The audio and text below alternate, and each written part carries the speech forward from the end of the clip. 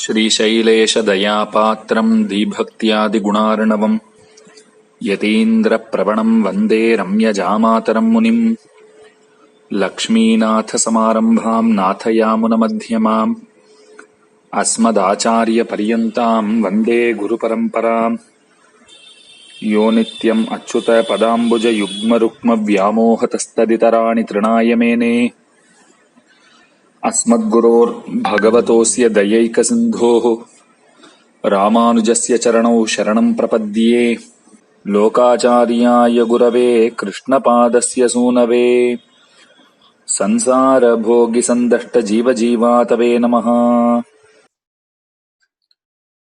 Asmad Gurubhyo Namaha, Asmad Paramagurubhyo Namaha, Asmad Sarvagurubhyo Namaha.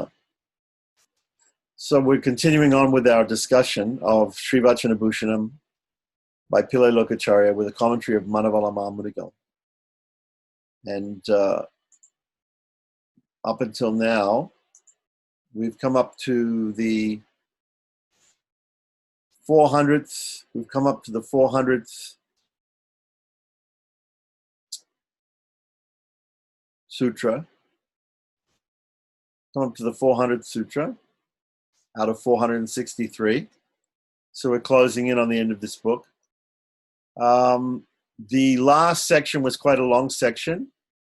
Just to recap, the futility of self-effort, and before that we were also talking about,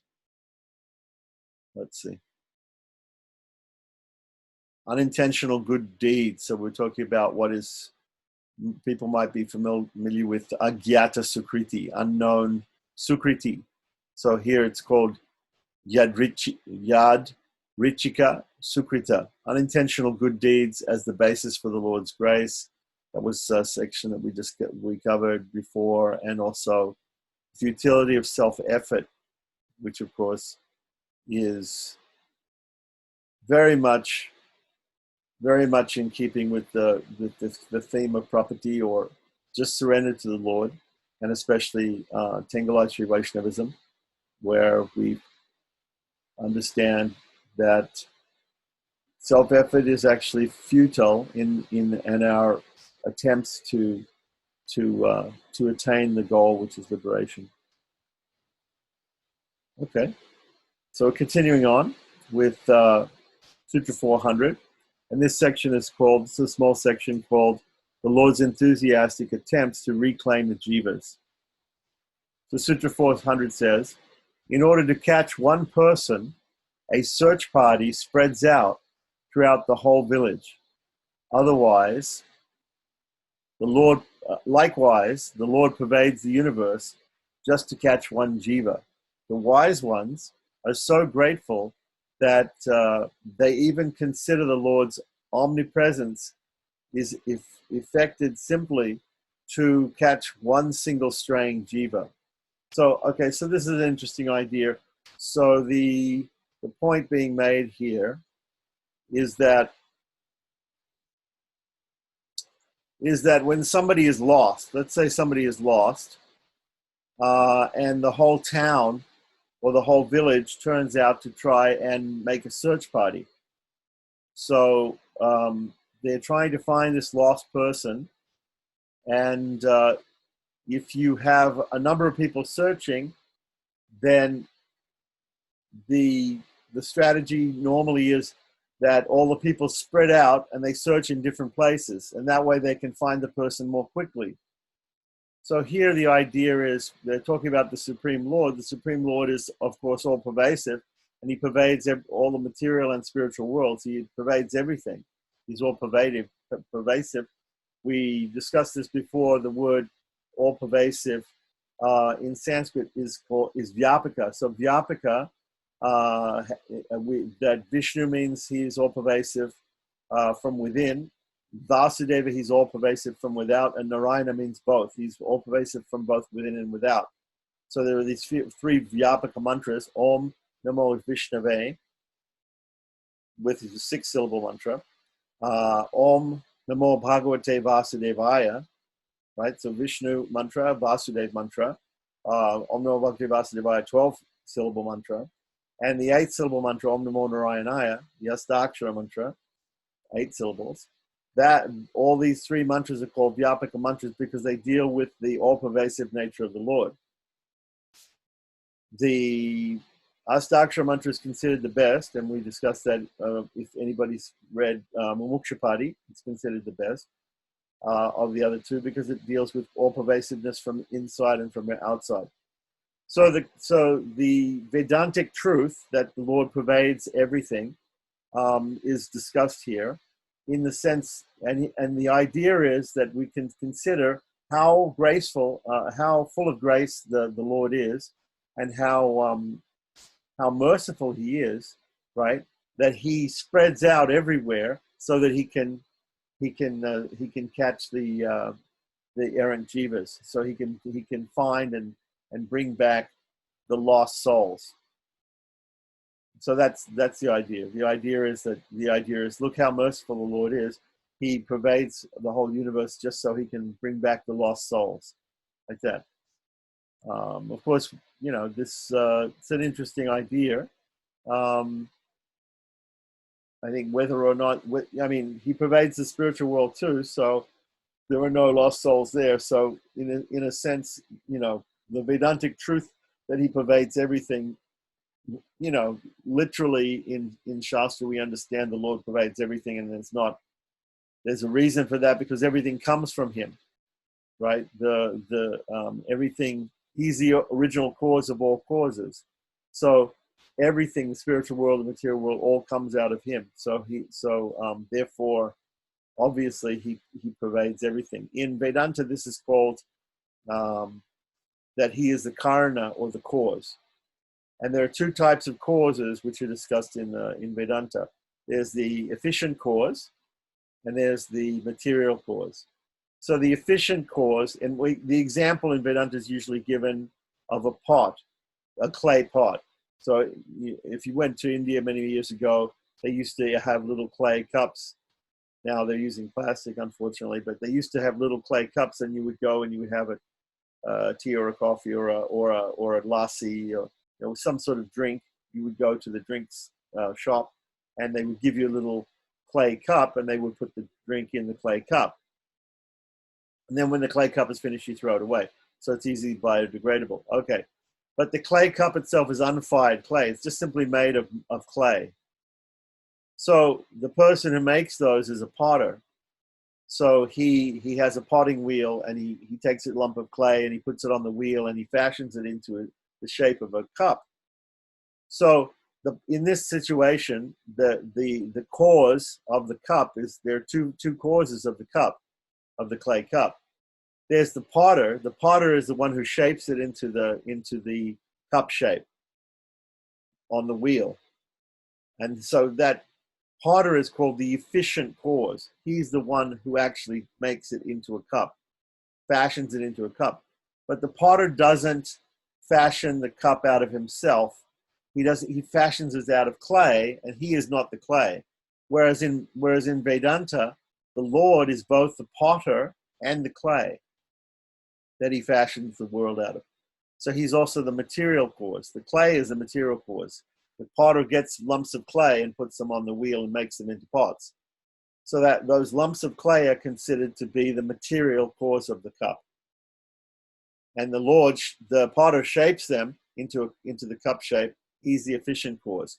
So these are called nimitta karana and upadana karana, right? The efficient cause and the material cause. So the Lord is both. He's both the efficient cause and the material cause in Vedanta. So He pervades everything.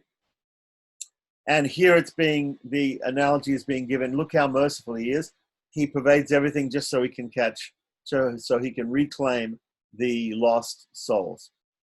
So continuing on with this idea, Sutra 401, the wise consider this to be the intention, the actual intention behind the Lord's projection of the universe and taking of incarnations. Okay, so why does the Lord project the universe? He projects the universe so that He can reclaim the souls that are in the universe. That doesn't make a whole lot of sense to me because obviously if he didn't project the universe, there would be no place for the souls to be.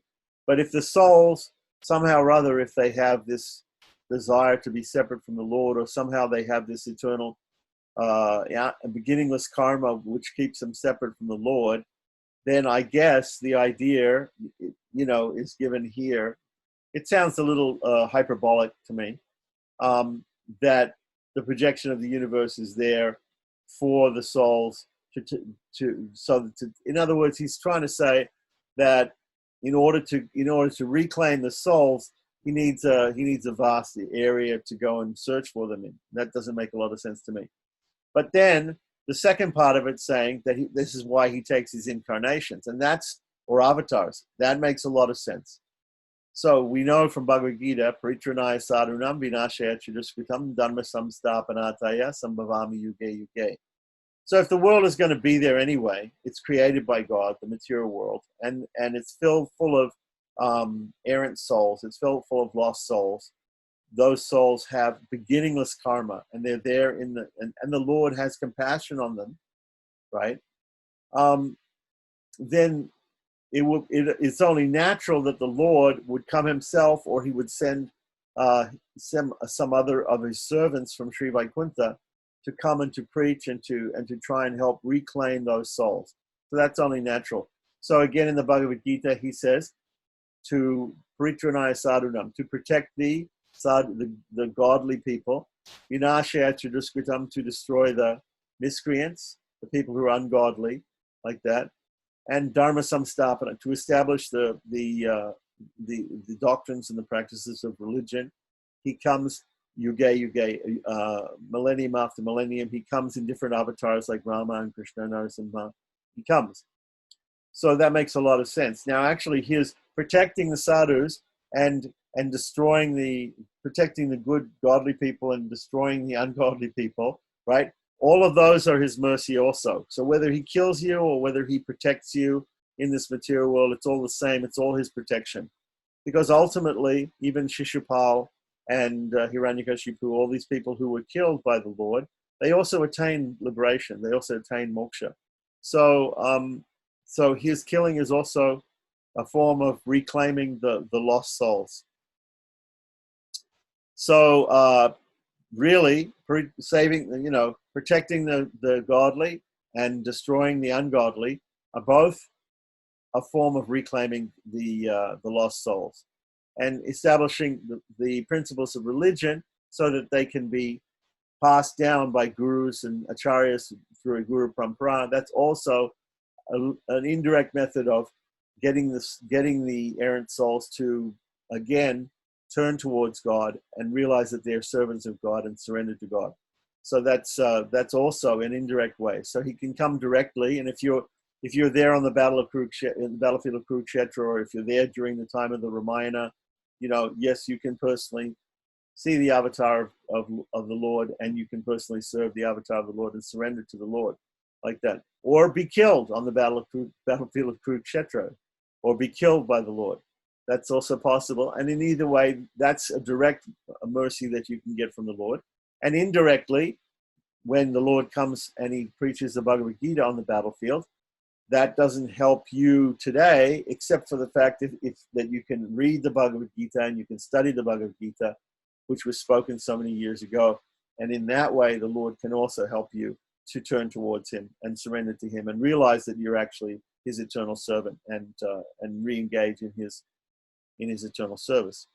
So I think that's a sort of nice. It's a very short section, just giving this idea that look how merciful the Lord is, because he creates the universe and he comes in different incarnations, and therefore this is all done to reclaim the lost souls. Very good. So the next, speaking about the Lord's compassion, we're going to go in the next section is going to talk about the grace, karma, and compassion of the Lord. So Sutra 402, like the results of karma, the results of grace are also terminated only through direct experience. So grace, which causes reunion, like the karma which causes separation, right? Our beginningless karma, anadi karma, is what causes our separation from the Lord. Actually, we're never really separated from the Lord because the Lord is there within the heart. The Lord is within every atom. So you can't actually be separated from the Lord. It's only your consciousness which is separated from the Lord by being covered over by Maya, by being covered over by illusion.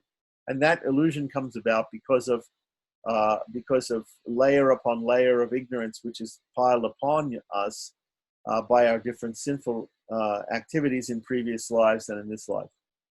So separation is caused by karma, by beginningless karma, right? Separation from the Lord in that sense of mental separation or consciousness separation. And because there is no real physical separation from the Lord because he's everywhere. And grace is caused by reunion, grace causes reunion. In other words, the grace of the Lord, the mercy of the Lord is going to cause us to be reunited. Why? Because jnanat mokshaha, because moksha comes from knowledge. What is that knowledge? That knowledge is the knowledge of reality as it is. The reality is that we are the servant of God, and therefore we're meant to serve him and only him. And once we realize that again, that's our true nature, then the illusion is cleared away. And so the illusion is only cleared by grace. And we understand this also from the Bhagavad Gita. The Bhagavad Gita, Lord Krishna says that from me comes all knowledge, remembrance, and forgetfulness. So the fact that we even know this or can understand this and remember it, right? There's two parts to knowledge. There's understanding and there's remembering. So if you go to school, you go and you study something, right?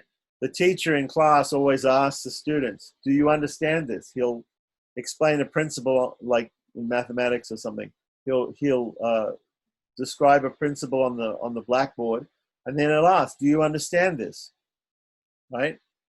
And then he'll explain it in the class. Then the next day, he wants to make sure, or at the end of the term, there'll be an exam, and they want to make sure that you remember that you've actually realized that principle. So they give you a test like that. So there's two parts to learning. The first part is for instance, if we're having a discussion like this and I'm talking about a principle, everybody should understand the principle. If you don't understand the principle, then you should probably break in and say, hey, I don't really understand that. And can you explain that a little bit more? When you understand it, that's fine. But then after you go away, you should remember it also. So these two things are called, there are powers that we have to understand, and there are powers that we have to remember. And both these powers come from the Lord. Both these powers, without the Lord, without the super soul in our heart, without God, we can't understand, neither can we remember. So both these, some people are better at one thing than the other. Some people are good at both. Some people, they can understand something, but they can't remember it. Other people can remember something, but they didn't really understand it. So we need both things. That's called Grahan Shakti, to understand, and Dharan Shakti, to carry that message with us, in other words, to remember. So both things are necessary like that. So grace, which causes reunion with the Lord, again, starting to serve him again, or re-engaging in his eternal service, is caused by grace, right? And karma is the cause of our separation. Cannot be resisted, but must be allowed to take its natural course to its ultimate climax, which is liberation from samsara and unification with the Lord. Right. Okay. Just as karma, if it continues, leads to more samsara, repeated birth and death in this world. So continuing on, Sutra 403. When the river of the Lord's grace, that's a very nice expression. The Lord's grace is like a river. It's like a huge flow of water. Actually, it's an inundation. Begins to inundate, overflowing both banks. None can stop it. So that's very nice. So we're just saying that the Lord's grace is so great that once the Lord starts giving his grace, nothing can stop it. Sutra 404. Karma is the cause of anxiety. Compassion is the cause of confidence. So, again, in the process of property, in the process of even in bhakti yoga, we have to have faith in the compassion of the Lord. So that's why explaining about how the Lord has this boundless compassion, unlimited compassion, is very nice, and therefore it causes confidence in us to think that the Lord is going to save us. Whereas if we think the Lord is going to punish us, right? If we think that we're going to have to suffer for all our unlimited beginningless sins, right? That is the cause of anxiety. So we see there is also reflected in different types of religion. So for instance, in Christianity, we have Catholicism and we have Protestantism. So we have this Catholicism, or the Roman Catholic Church specifically, right, where they believe in faith and works. Both have to be there. And therefore the works, if a person doesn't do the good works, if the person isn't,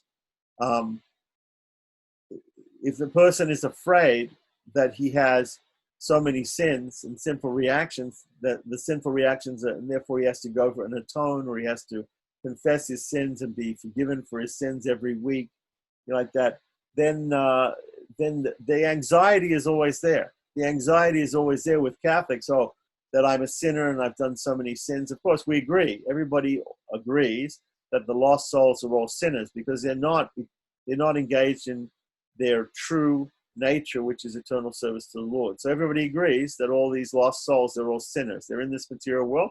If you're in this material world, 99.9% of people in this material world, or living beings in this material world, it's because of sin.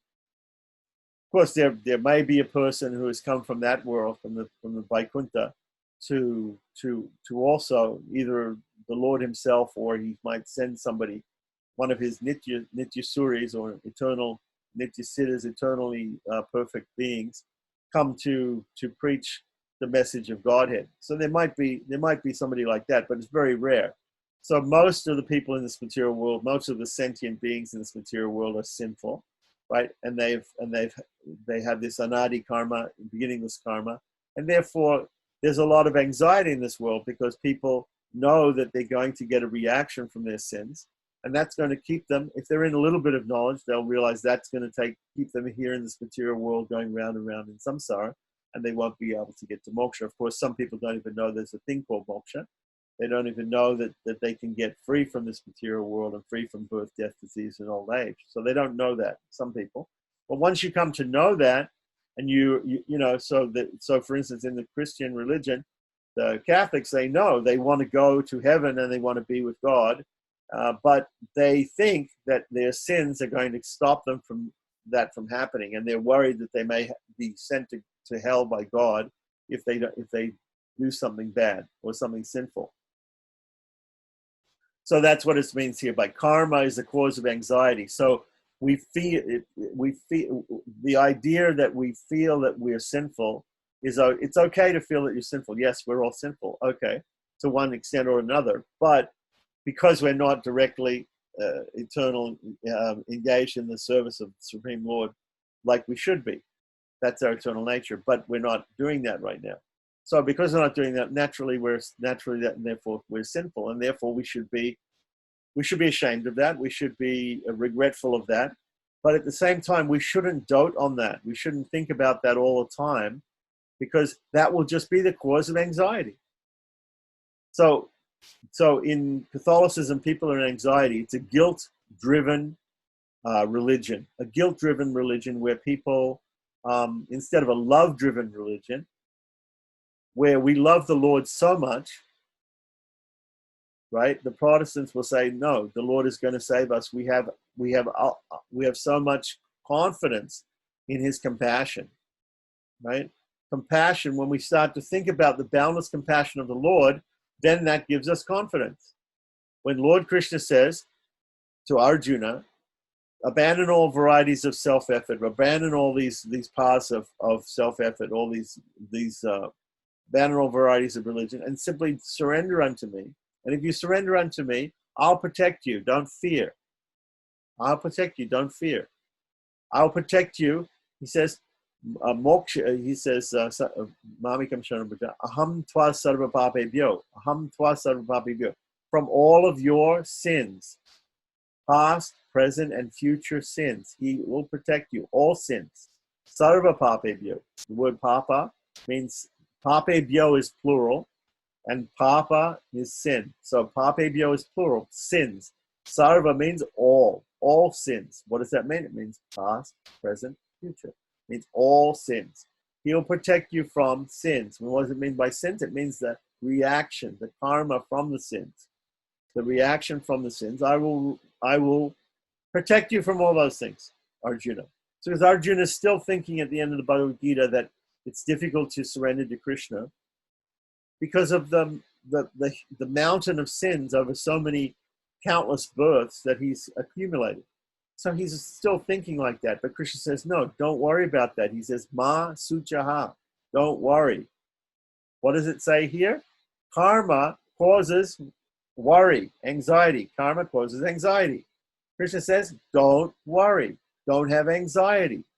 That means he's saying, I am going to free you, moksha yishyami, in the future I will free you. It's a future tense, moksha yishyami. I will take you to moksha.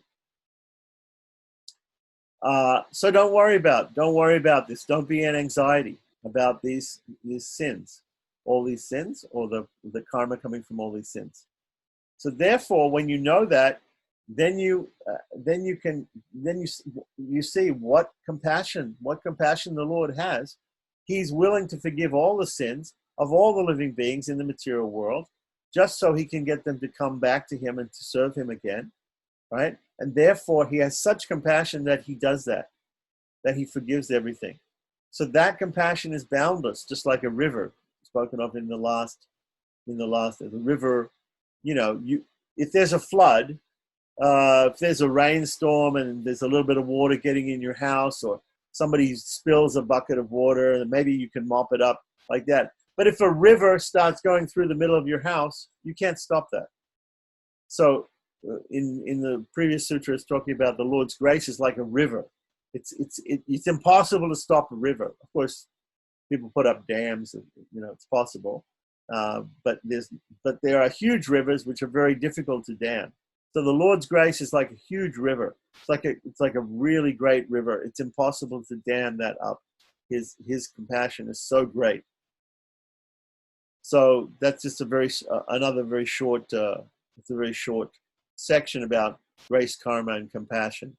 So we should understand what karma is and how it causes anxiety, and we should understand that the Lord has such great compassion, like a river, like a flowing river, which inundates that karma and destroys that. So by his grace, we can be very confident, we can be very happy that although we are sinners, and although we can remember that, maybe upon rising every morning, we can think, yes, my whole life is wasted and I'm a sinful person from so many lives. But today I'm going to think that I'm an eternal servant of God and I'm going to re-engage in his service. That's nice, like that. But there are many religions where people dwell on the sin. They dwell on the sin.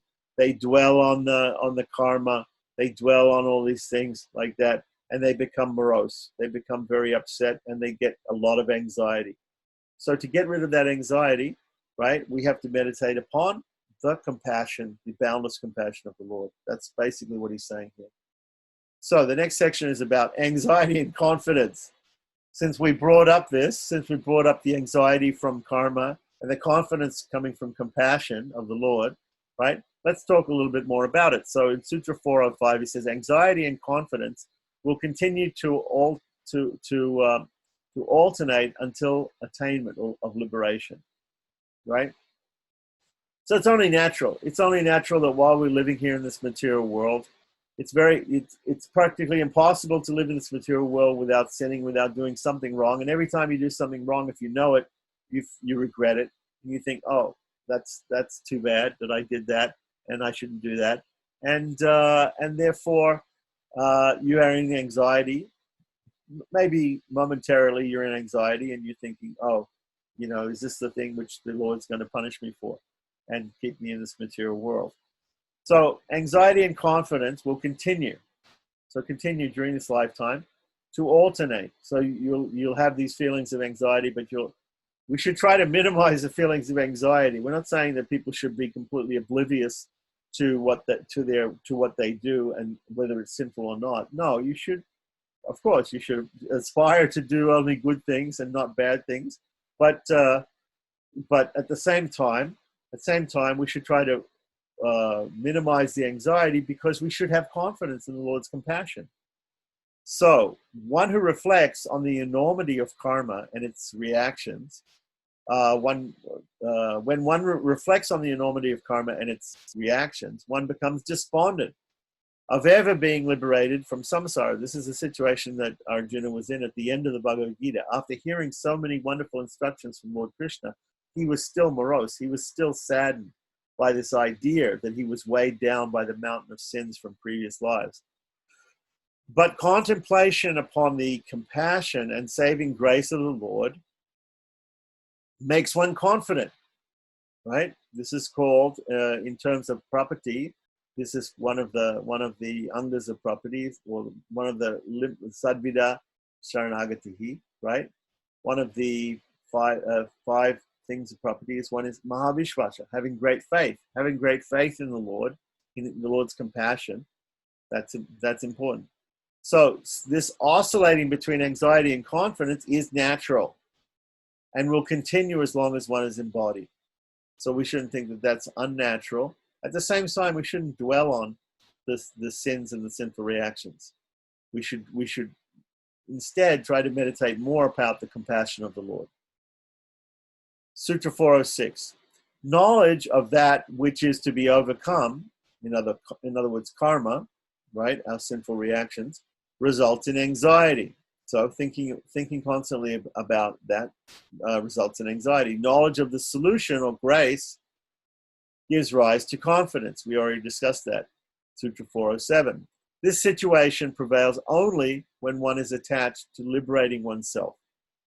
Okay, so if you come to a stage, and I don't know that it's very difficult to do, some people call this stage as Jivan Mukta, as being liberated while being still alive. In the system of Ramanuja, in the Sri Vaisnava system, we don't exactly believe in the idea of Jivan Mukta, that somebody is liberated while still being in this material body. But we can understand that something like that is possible, in the sense that, of course, because the material body is made up of the previous karmas of the previous lives and things, and in this life also. But we can understand that some sort of level is like that when one even gives up the desire for liberation. And we can quote again.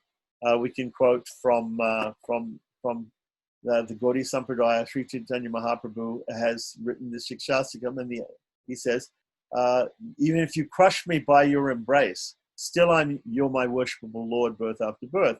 So the idea would be here that a person originally, like when we read the book Mumukshapadi is Mumukshu, is a person who seeks liberation. But when a person doesn't even seek liberation, when a person rises even beyond that idea and says, simply, I want to serve you, Lord, I just simply want to do Bhagavad Agyaya, Bhagavad Kainkarya Rupam, your Bhagavad Kainkarya, I want to do your service, Bhagavad Kainkarya, and whatever your Bhagavad Agyaya, whatever your order is and whatever your service is, I'll do that. Even if you take me to Sri Vaikuntha, or even if I stay here in this material world, I will continue to do your service and to follow your order. Like that. So that sort of situation, the situation prevails only the situation where there's an alternate between anxiety and meditation on the grace and compassion, right? occurs as long as you have this desire for liberation. If you get to a stage where you even give up that desire for liberation and say, it doesn't really matter if I'm liberated or not, I simply want to serve you and follow your order. If you get to that situation, very exalted situation, then that also would not be there. That also would not be there. So this situation only prevails only when one is attached to liberating, to liberating oneself. So it's a big ask to ask people to be so selfless as to simply think about serving the Lord and following His commands without any expectation of reward. Of course, most people we're expecting. We should also expect the compassion of the Lord and the grace of the Lord. We should expect Him to give us liberation. But there are some people who may rise above to that platform where they're so engaged in the service of the Lord that they don't mind. Some of the acharyas, Sri Vaishnava acharyas, have mentioned things like this. I believe Parasara Bhatta was saying that if there are no festivals like there are in Sri Rangam here on earth, that if the festivals are not there in Vaikuntha, then I want to stay here and I want to see and serve the Lord in those festivals here. I'd rather be here and serve the Lord here in Sri Rangam than go to Sri Vaikuntha. If that's not, no, it's a hyperbolic statement, bit of an exaggeration, but obviously all Vaishnavas, they want to go to liberation, they want to go to the Lord because that's the best place for us to follow his order and to serve Him eternally. But at the same time, we can express, some acharyas have expressed this idea, and some acharyas have expressed this idea that even if I stay in this material world, it's no problem. I will continue to worship you. Oh, this is an interesting. The next section is importance of taking refuge in a preceptor. Okay, so we're going over old doctrines that this is a very simple doctrine that we understood. From the very beginning of all the books that we've read on spiritual life, right? The importance of seeking a guide or seeking a guru, a teacher in spiritual life. And so Sutra 408 says, indeed, there are 10 persons whose exclamations have one meaning after they have enjoyed and another if they have not. The purport of their hymns cannot be ascertained without reference to their state of being. So what does this mean? Now Pila Lokacharya begins teaching about the importance of the spiritual preceptor as the only suitable one in whom to take refuge.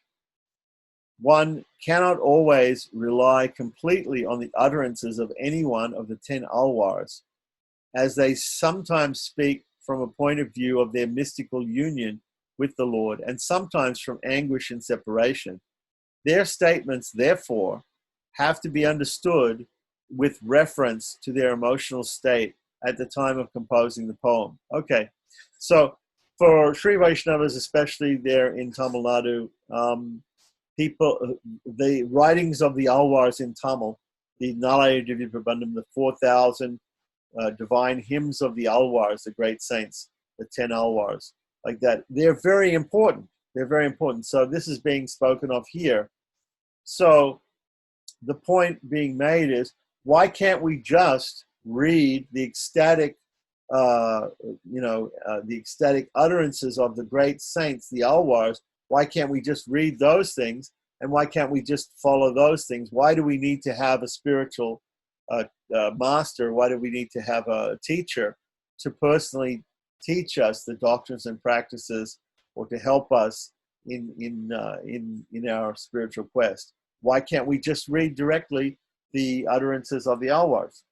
And the answer is being given here that, okay, there are these 10 great saints that have given all these Nalaya Divya Prabandham. They've given this great philosophically rich statements of the Nala Divi Pravanam. So why can't we just go to that? We could say the same thing about the Vedas, right? It's because we can't understand some of their utterances there are made from the point of view of their mystic union, or with the Lord, or their the way they feel they're in ecstasy, like that. So some of those ecstatic emotions that come out of the prayers of the Alwars are not something that we can understand. Like, for instance, here it talks about that they have mystical union with the Lord, but at the same time, sometimes they show anguish and separation. We shouldn't think that the Alwars, when they show anguish and separation from the Lord, that they actually have separation from the Lord, that they're actually contemplating karma, right? That they have these sins, that they're, because this whole idea of anxiety coming from contemplating the sins that we produce, that are sinful reactions that are produced from our actions in previous lives, right? So that causes this anxiety. So anguish and separation, that should be the same. But no, anguish and separation that is felt by the Alwars is different from the anxiety that we feel about having karmas in our previous lives, because the Alwars are all Nityasuris. They're all eternal associates of the Lord in Vaikuntha. They're all eternally perfected beings. So we shouldn't think, when an eternally perfected being gives some sign that they're feeling some anxiety or some anguish, right, that it's because that person has karmas. That person has karmas from a previous life. That's the point being made here. So their statements, therefore, have to be understood with reference to their emotional state at the time of composing the poem, right? So we have to understand that. Even with Arjuna, some people will say, "Oh, Arjuna is just like us. You know, he's in this material world because of his karma, and he has so many sins." But Arjuna also is an eternal associate of the Lord. So actually he has no sins. He has no past karmas and everything like that. So he's only engaging in this discussion with Lord Krishna for the benefit of others, later on. So, continuing on with Sutra 409. One Alwar, Madhurakavi, who was the disciple of Nam Alwar, often laughed at the other 10. We should study the import of his verses. Madhurakavi often sneered at the other Alwars because they had no acharya and were reliant entirely on the Lord, whereas he himself was dedicated totally to his acharya Nam Alwar. Okay, so sometimes people talk about there being 12 Alwars, and sometimes people talk about 10 Alwars, right? Above, we see that the number 10 has been given. So some people may say, well, why are they talking about 10 Alwars? Because Andal is a consort of the Supreme Personality of Godhead. She is considered to be Bhudevi, right? So she's not counted as part of the Alwars, sometimes by some people. And although normally we talk about 12 Alwars, including Andal, including Madhurakavi. But if we take out Andal and Madhurakavi, then we have 10. So Madhurakavi, all of the Alwars prayed, except for Madhurakavi. All of them prayed to the Lord, and they all had ecstatic prayers that they composed to the Lord. Except Madhurakavi, he didn't pray to the Lord. He only prayed to his guru, his acharya, his teacher, Nam Alwar. And the prayers which Madhurakavi wrote is called Kaninun Siddhatamba. And Kaninun Siddhatamba is a composition of Madhurakavi Alwar praising Nam Alwar. And seeking shelter at the feet of Nam Alwar, his teacher. Like that. So here it's saying that Madhurakavi either laughed or sneered at the other Alwars because they didn't have any acharyas. They They were perfected beings. They came from Vaikuntha, and they didn't have any acharyas. And they just gave us their ecstatic outpourings of love and devotion to the Lord. And the prayers are the 4,000 prayers in Tamil. But Madhurakavi, he prayed only to his acharya, his guru, Nama Alwan. So he thought, he seemed to take pity on these other alwas. They don't have any acharya, but I do. I have an acharya, therefore I feel very confident. Because I have an acharya, this is to explain the greatness of taking shelter of an acharya. So, continuing on, Sutra 410. The means adopted should be in harmony with the quintessence or essence of the jiva and to the goal, the Lord. The acharya as a medium is in harmony. So, what is the means to be adopted? The means to be adopted is actually ultimately the goal, the Lord, the same as the goal, the upaya and the upaya. The upaya means the means. The upaya means the goal. The Lord is the goal. The means is also the Lord. But as we talked about previously in this book, first of all, we have to get the mind and body under control. And then the Lord sends us an appropriate acharya, appropriate teacher. And the teacher gives us the Astakshara mantra. And the Astakshara mantra leads us to meditation and worship of the Lord and surrender to the Lord. But ultimately, the Lord is the primary cause of our liberation. He is the means and the goal. But the initial cause is the Guru. The initial cause is the teacher, because the teacher delivers the Lord in the form of the Astakshara mantra, Om Namo Narayanaya, to the disciple. So, here it just is pointing out the adopted means, right, which is the acharya, should be in harmony with the quintessence of the jiva, right? The essence of the jiva is service, but service to the Lord and to the Lord only, right? And to the goal, which is also the Lord, the acharya. The acharya is the adopted means, and is therefore, as a medium, is in harmony. So the idea that the acharya is a means also is in harmony with all these other understandings. So therefore, we should understand that this is not something separate. Up until now, we discussed this before, but we're discussing it a little bit in more detail now. So, Sutra 411, Vacana says that Alwan, meaning Kurt Alwan, and Andan, meaning Murli Andan, these are two of the disciples of Ramanuja, right, are duplicitous men. Kurt Alwan and Murli Andan were the two chief disciples of Ramanuja and were known respectively as the Lord's staff, his danda, as a sannyasi. Sannyasi carries a staff called a danda. The Mayavadi sannyasis carry what's called an ek danda, one staff, and there's a triple staff, or the tridanda, which is carried by Vaisnava sannyasis. And pennant. On the danda, there's a flag. And on that flag is usually the symbols of Lord Vishnu, the conch and the disc, and tilak. So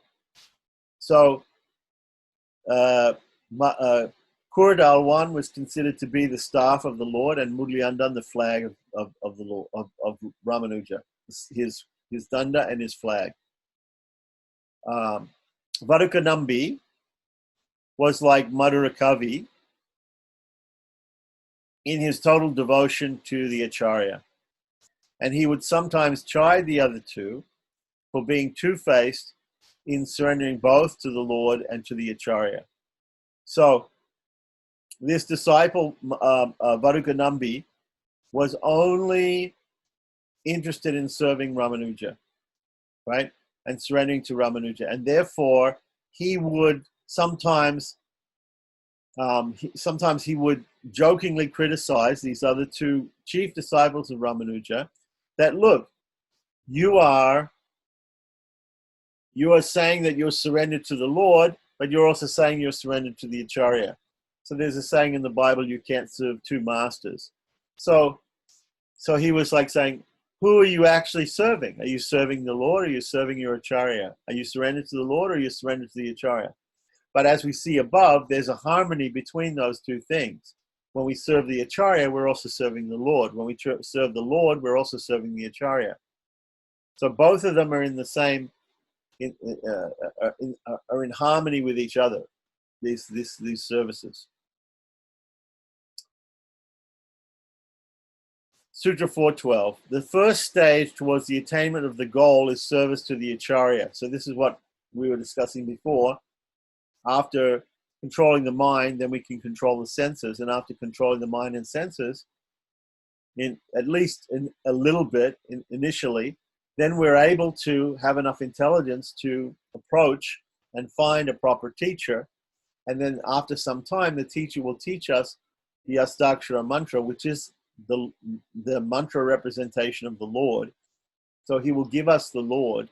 And through the Astakshara mantra, again, we will attain more understanding of the Lord and service to the Lord.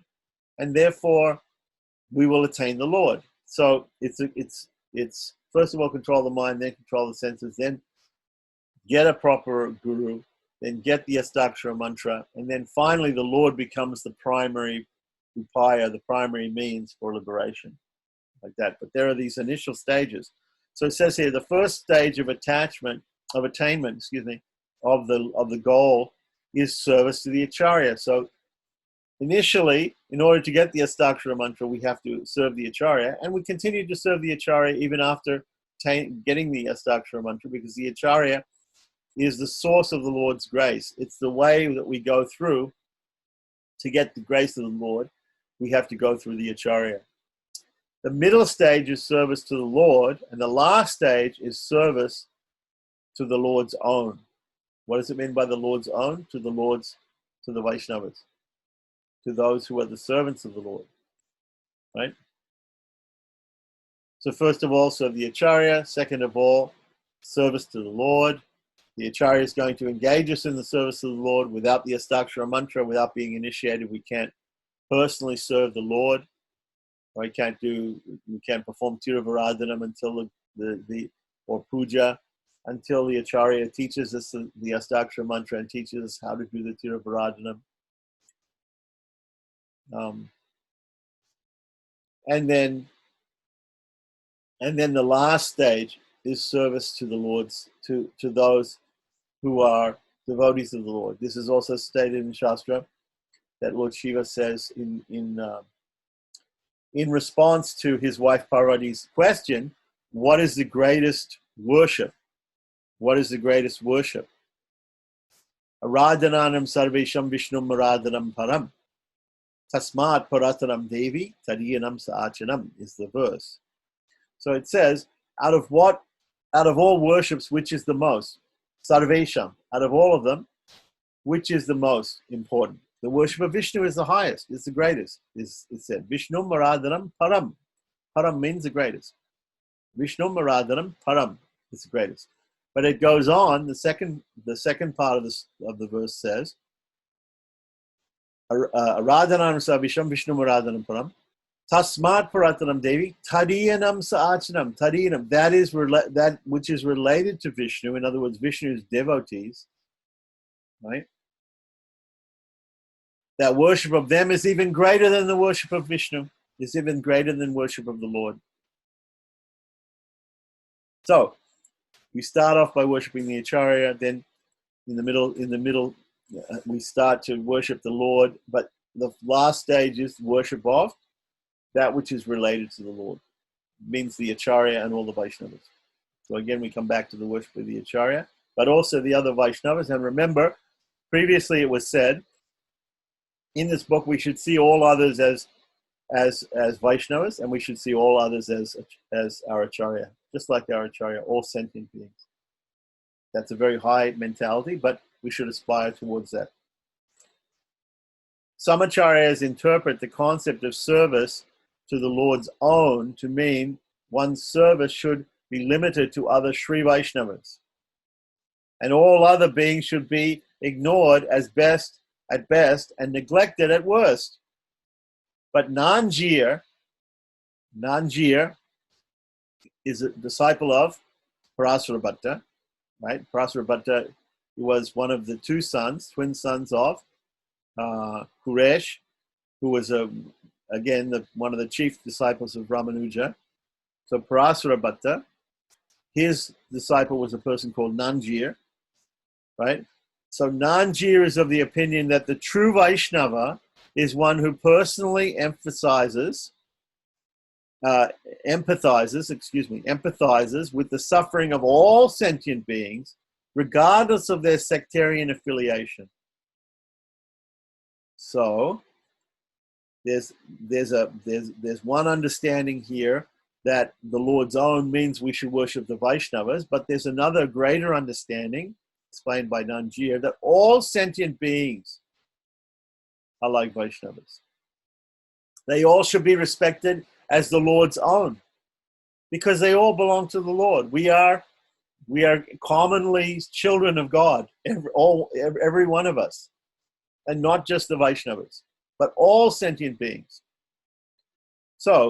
But Nanjir is of the opinion that the true Vaishnava is one who personally empathizes with the suffering of all sentient beings, regardless of their sectarian affiliation. In a narrow sense, Bhagavata refers to other Vaishnavas. But in its broader connotation, everything in the world belongs to Bhagavan and is therefore a Bhagavata, the Lord's own. Thus, the culmination of the path of dedication is dedication to the welfare of all beings, all sentient beings. Okay?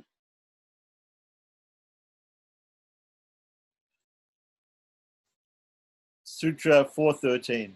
Scripture teaches the attainment of self-realization as the ultimate goal of human life.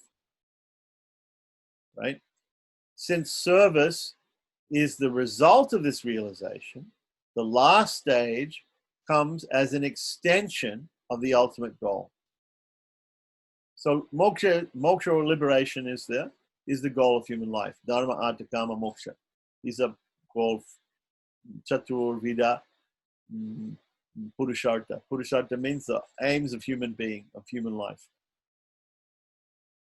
We usually say human life because normally from human life, we have the ability to understand these concepts and to practice service to the Lord. Whereas in lower forms of existence of sentient beings like plants and animals, we're unable to do that.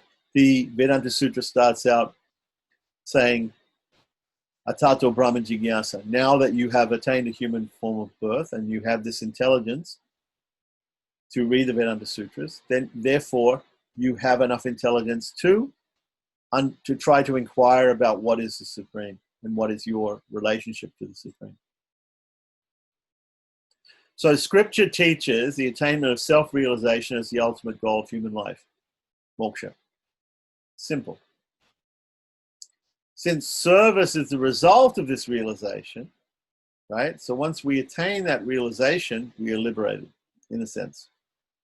Of course, we're still here in this material world, and we still have this material body. So ultimately, liberation has to wait until the fall of this material body at the time of death.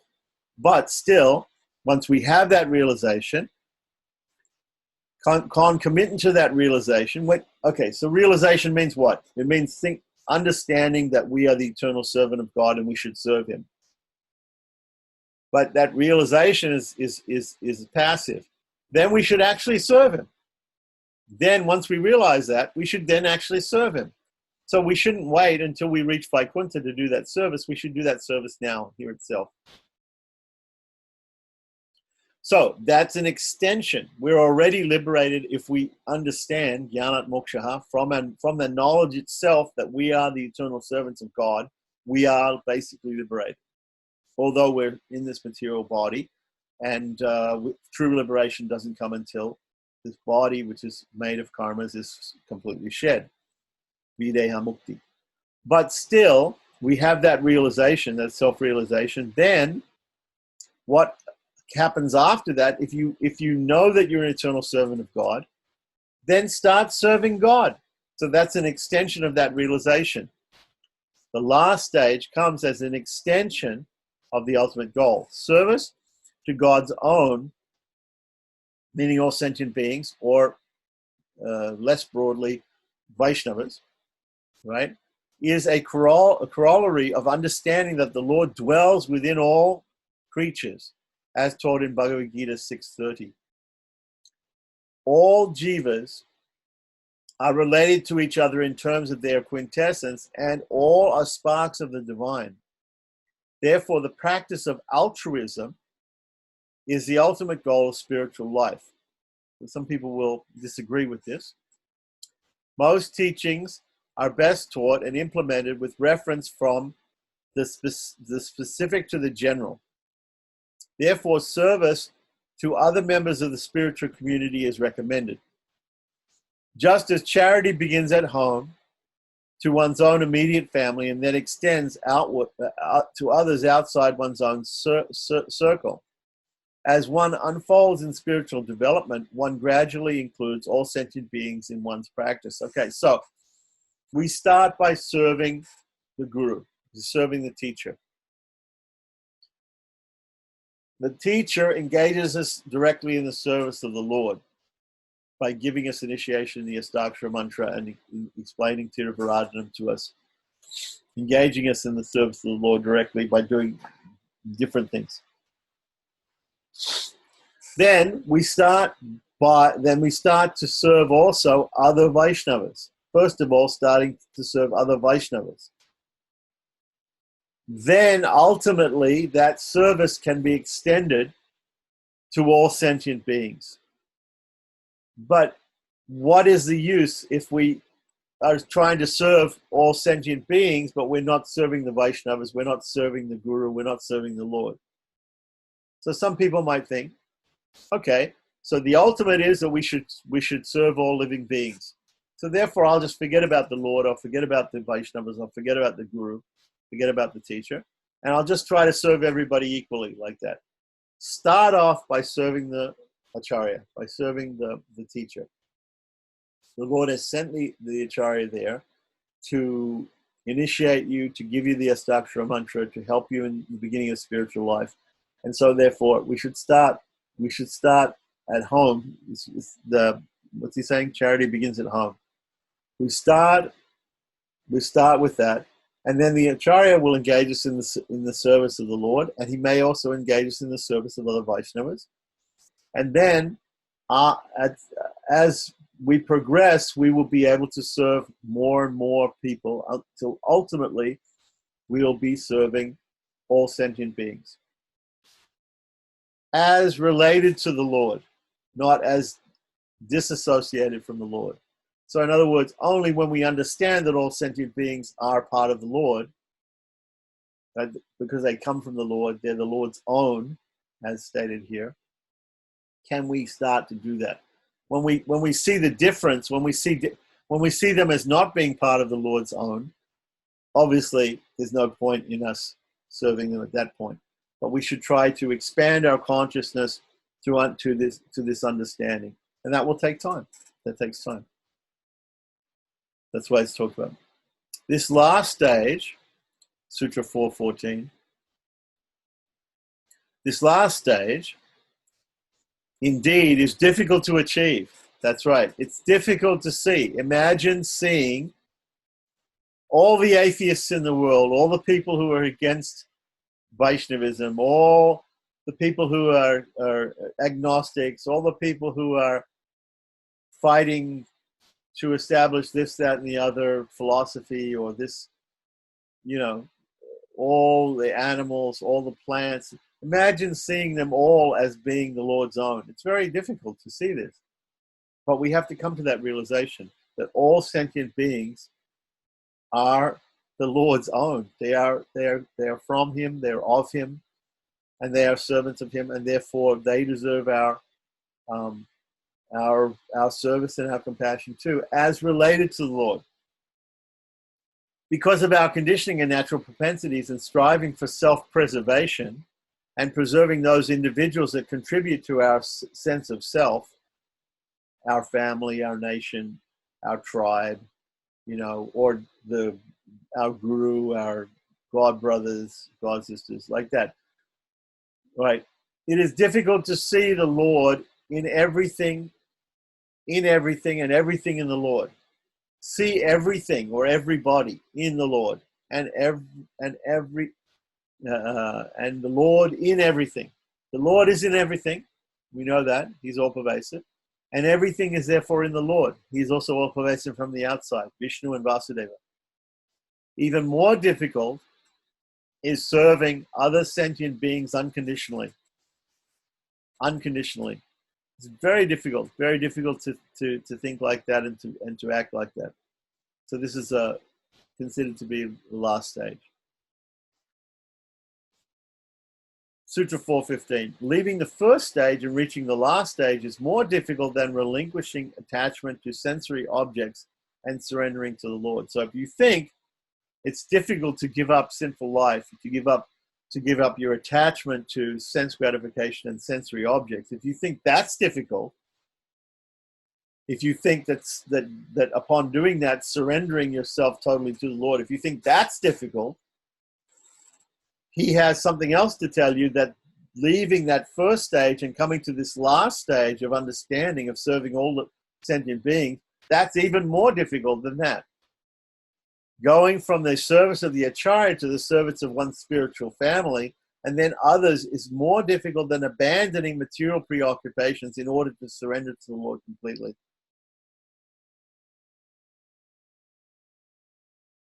Sutra 416. In the latter case, the perception of inadequacies can give rise to dispassion, but in the former case, there are no defects to make it so.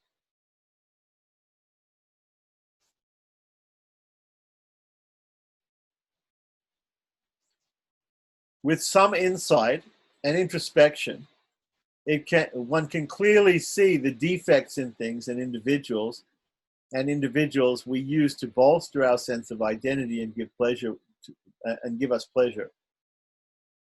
Right? With a little bit of introspection, self-judging, insight, we can clearly see the defects in things, material things. When the realization dawns that nothing in this material realm is capable of giving unalloyed joy, one can then go for refuge to the Lord. But the Acharya, being the paragon of altruism, has no defects to speak of, whereas others have many character defects, which may put us off our intended service. Right? So it's sort of easy. It's easy to go to a spiritual personality and to surrender to them, or to surrender to the Lord after hearing about his unlimited auspicious qualities, including his boundless compassion. It's easy. Well, it's somewhat easy. Still, many people can't do that. They can't surrender to the Acharya. They can't surrender to the Lord. But that's comparatively simple compared to being able to surrender to people who have very many defects. Altruistic service to all sentient beings, regardless of how they're covered with Maya, and how they're not haven't attained any spiritual understanding. That's very difficult, right? That's very difficult. For this reason, it is so much harder to substitute service to the Acharya for service to all beings. It's very hard. It's very hard. Sutra 417. Even if inadequacies are imputed in the Lord, they are accepted as a virtue. Even though the Lord can be blamed for withholding his presence and not immediately granting release to the prapana, to the person who has done property, the surrendered soul, the refugee at the feet of the Lord. Still, these apparent defects can be considered as positive actions in that they serve to increase the ardor of the prapana. So, the person who's performed property at the feet of the Lord, who's surrendered to the feet of the Lord, it increases his longing for the Lord. the fact that he isn't immediately given liberation. He doesn't immediately drop dead on the spot when he surrenders to the Lord, right? But he has this life to live where he can pine for the service of the Lord and for going to Sri Vaikuntha. So it may be that some people see that as a fault of the Lord, that even after we surrender to the Lord, we still have to finish up this lifetime in this material world. But that shouldn't be considered as a defect of the Lord, right? We should accept that as a virtue that he's allowing us, because that increases our desire to serve him in Sri Vaikuntha.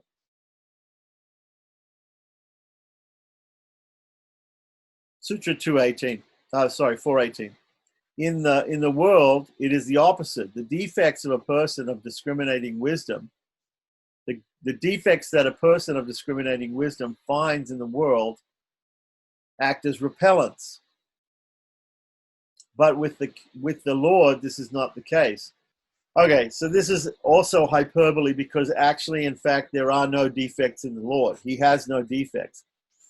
But even if we think the Lord has some defects, that the defect could only be that after surrendering to him, he makes us wait until the end of this lifetime before giving us liberation.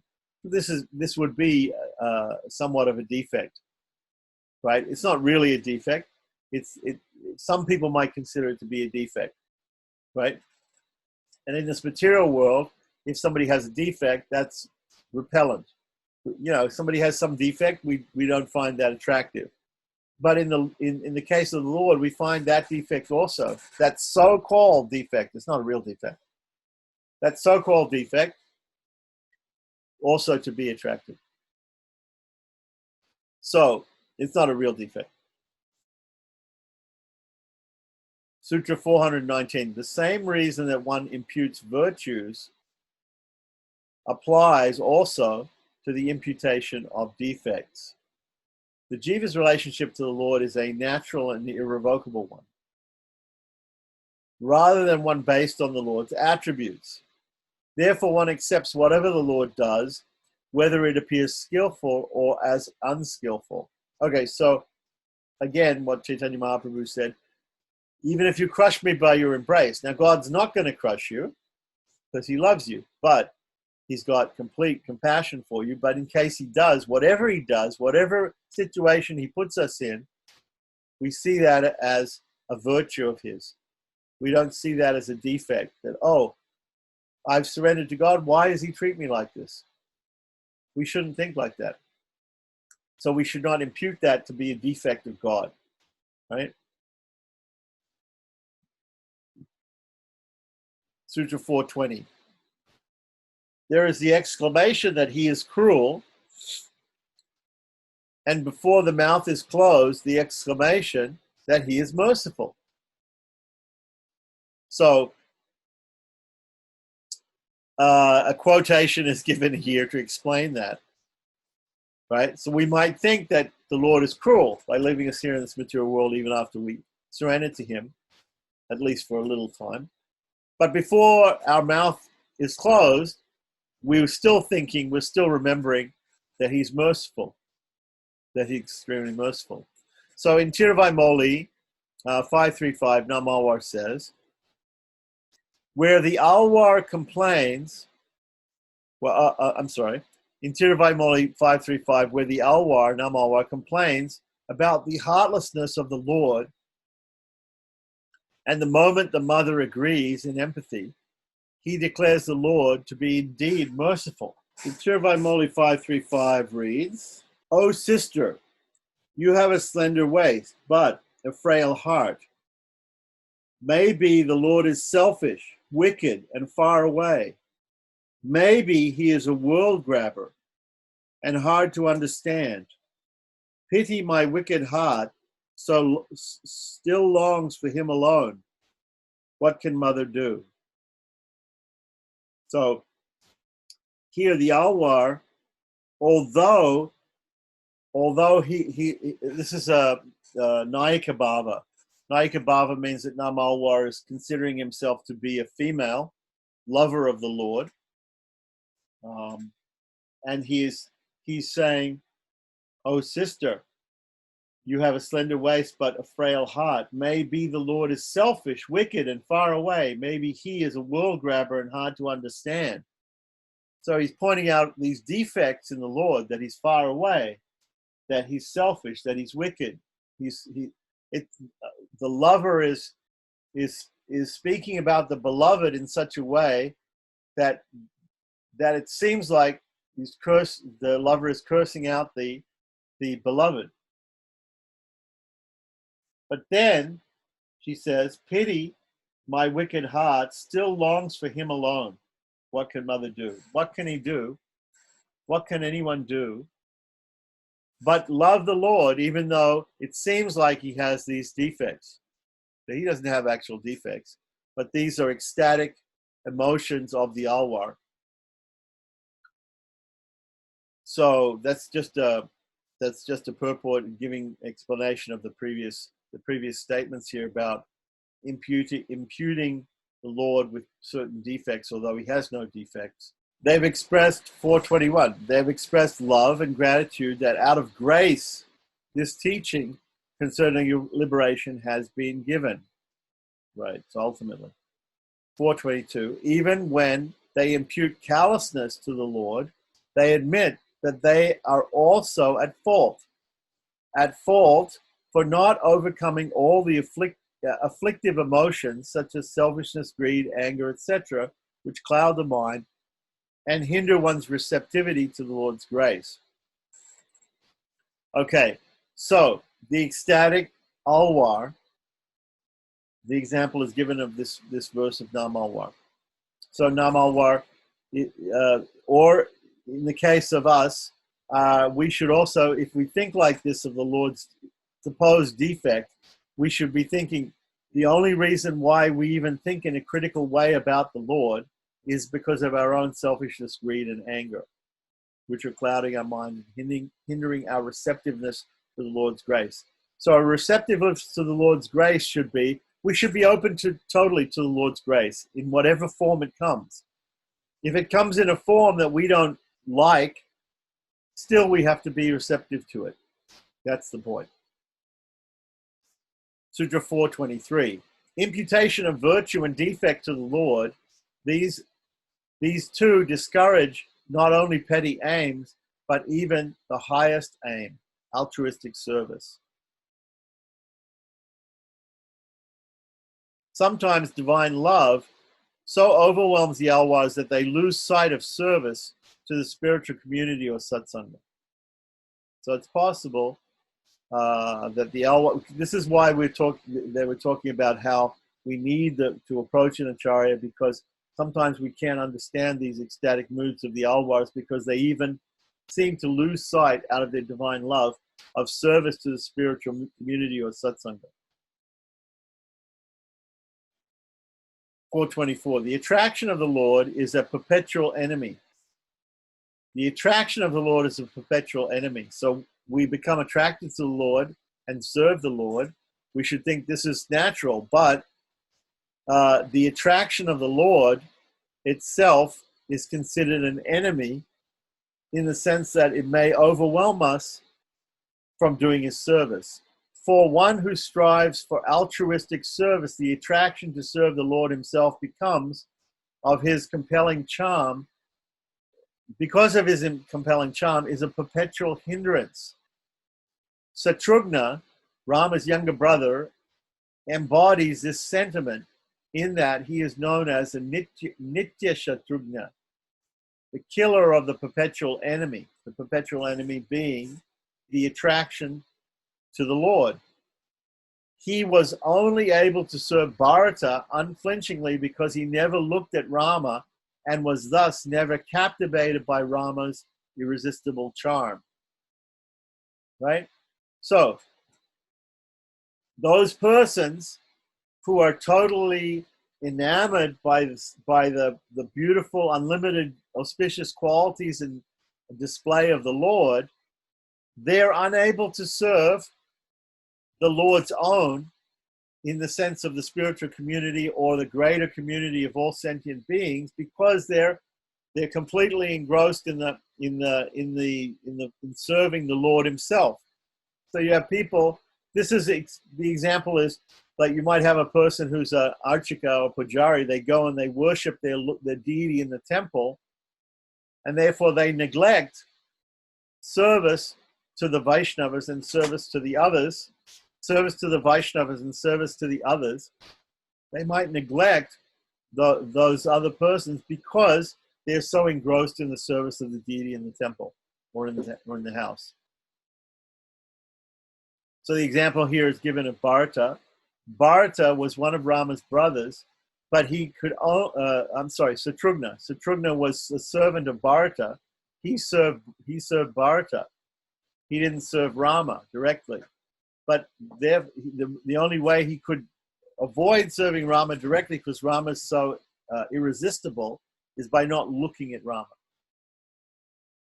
So Sutra 425, if the goal is to be accomplished in this way, see Sutra 412. What does Sutra 412 say? We'll just remind ourselves. The first stage is the attainment of the goal, right? This in the service of the Acharya. The middle stage is service of the Lord, and the last stage is the service of the Lord's own, right? So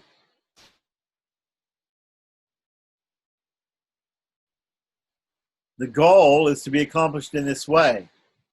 The means should be appropriate. If the ultimate goal of altruistic service is to be achieved, then the means adopted should be commensurate with that goal. Sutra 426. Otherwise, there's no connection between the goal and the means. In other words, the Acharya should be taken as the most appropriate means and not the Lord.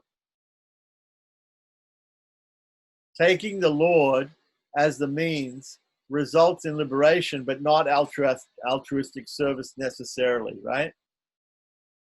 We saw that before.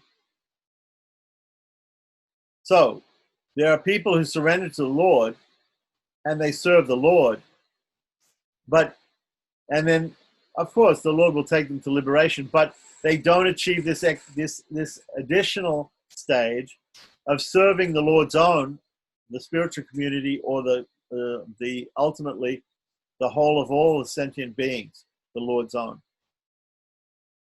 So the way to do that, the way to attain that stage, right, is by service to the Acharya.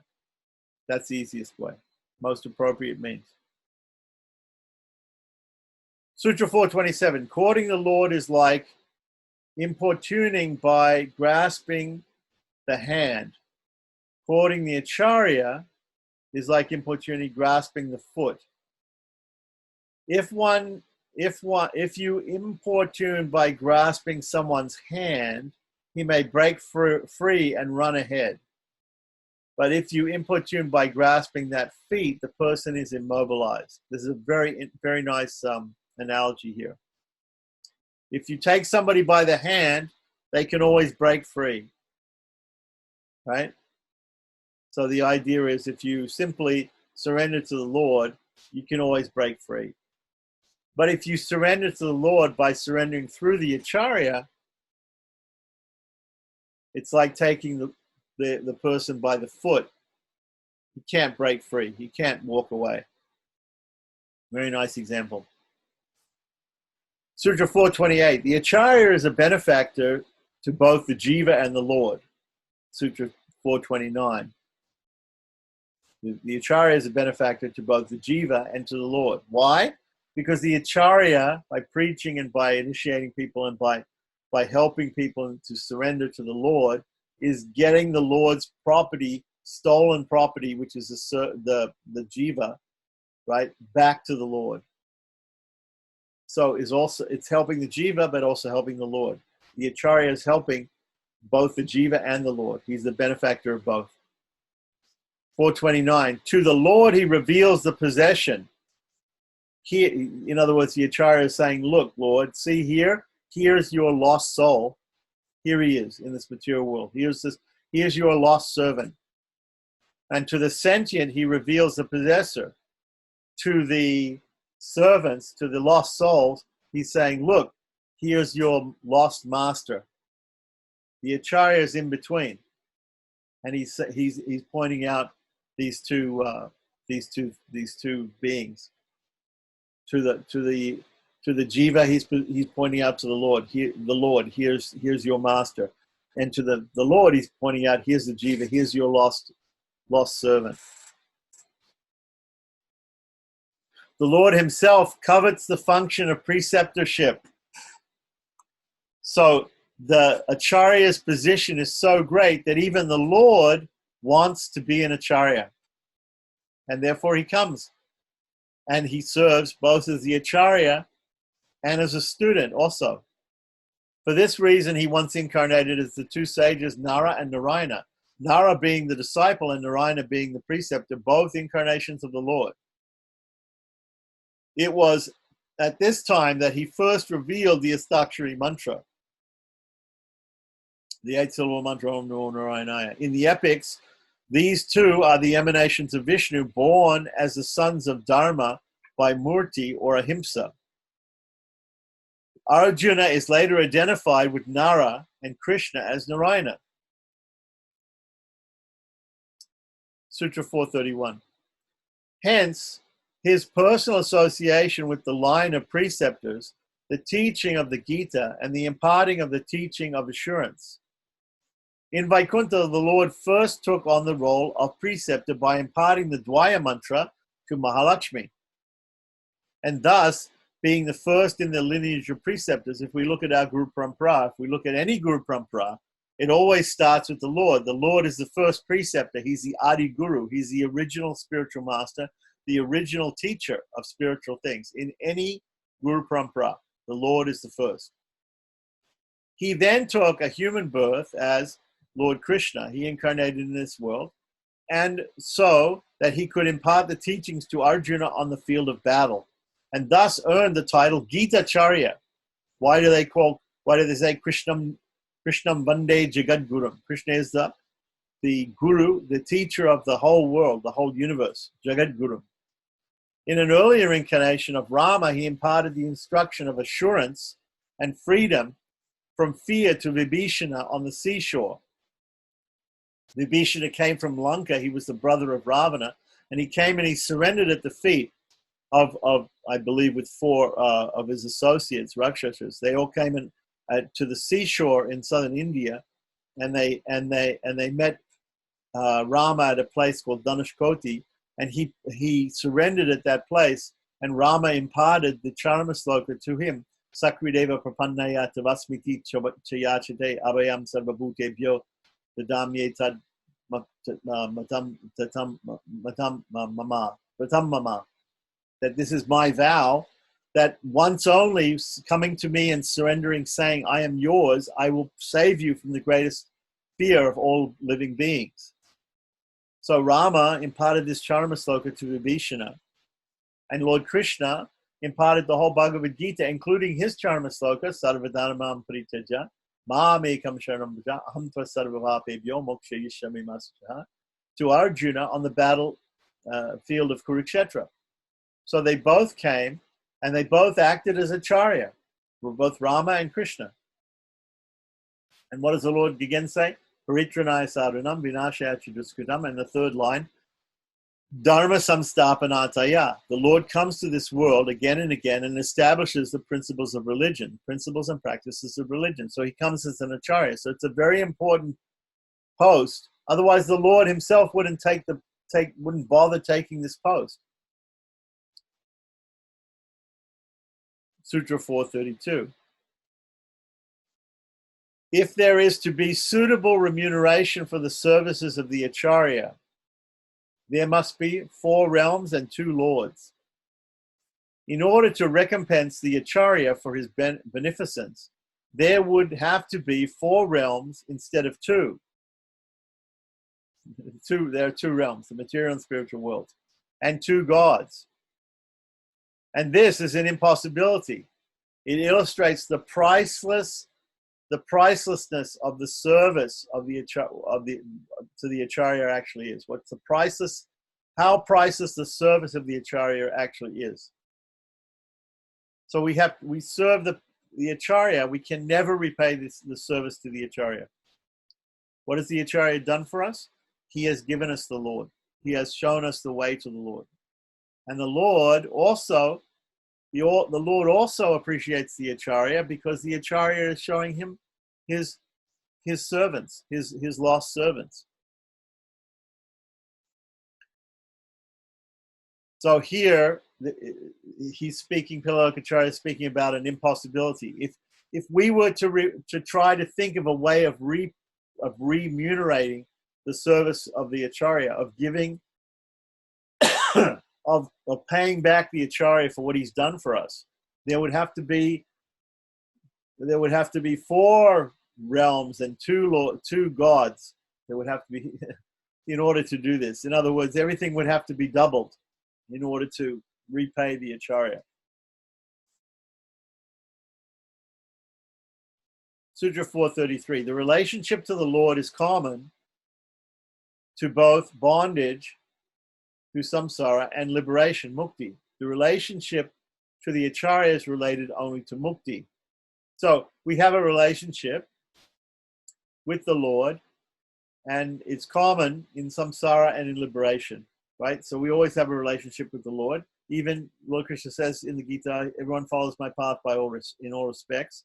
So either you're following his material separated nature, his material energy, or you're following spiritual energy, right?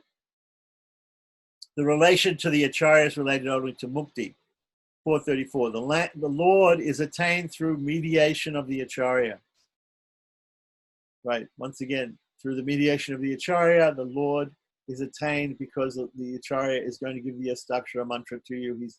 You're going to surrender through the agency of the Acharya. 435. The Acharya is encountered through the grace of the Lord. So, through the grace of God, through the grace of the Acharya, right, we are attaining the Lord. But again, the Acharya, how do we attain the Acharya? How do we reach the Acharya? Only the grace of God sends the Acharya. So the Lord sends the Acharya to us, right? And then through the grace of the Acharya, we reach the Lord. Through the grace of God, we get an Acharya. Through the grace of the Acharya, we get God. The Sutra 436. The Lord is more exalted than the Acharya because of the magnitude of the gift. The Lord is more exalted than the Acharya because of the magnitude of the gift. Because the Lord fosters the meeting with the Acharya, he is therefore considered as greater than the Acharya from this respect.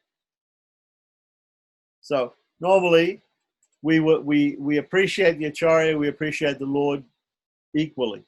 But here in this sutra he's saying we can consider the Lord greater because he sends the Acharya. Because he sends the Acharya to us, and the Acharya gives us the Lord, therefore the Lord is greater. Some people can also say the Acharya is greater because the Acharya gives us the Lord. But here, in that particular sutra, he's saying because the Lord gives us the Acharya, therefore it's a circular argument. You know, both of them are great, and therefore we consider them both equally. Sutra 437. From fostering association with the Acharya, knowledge, devotion, and renunciation may arise. After relinquishing the connection with the Acharya, there's no purpose for these, even if they do arise.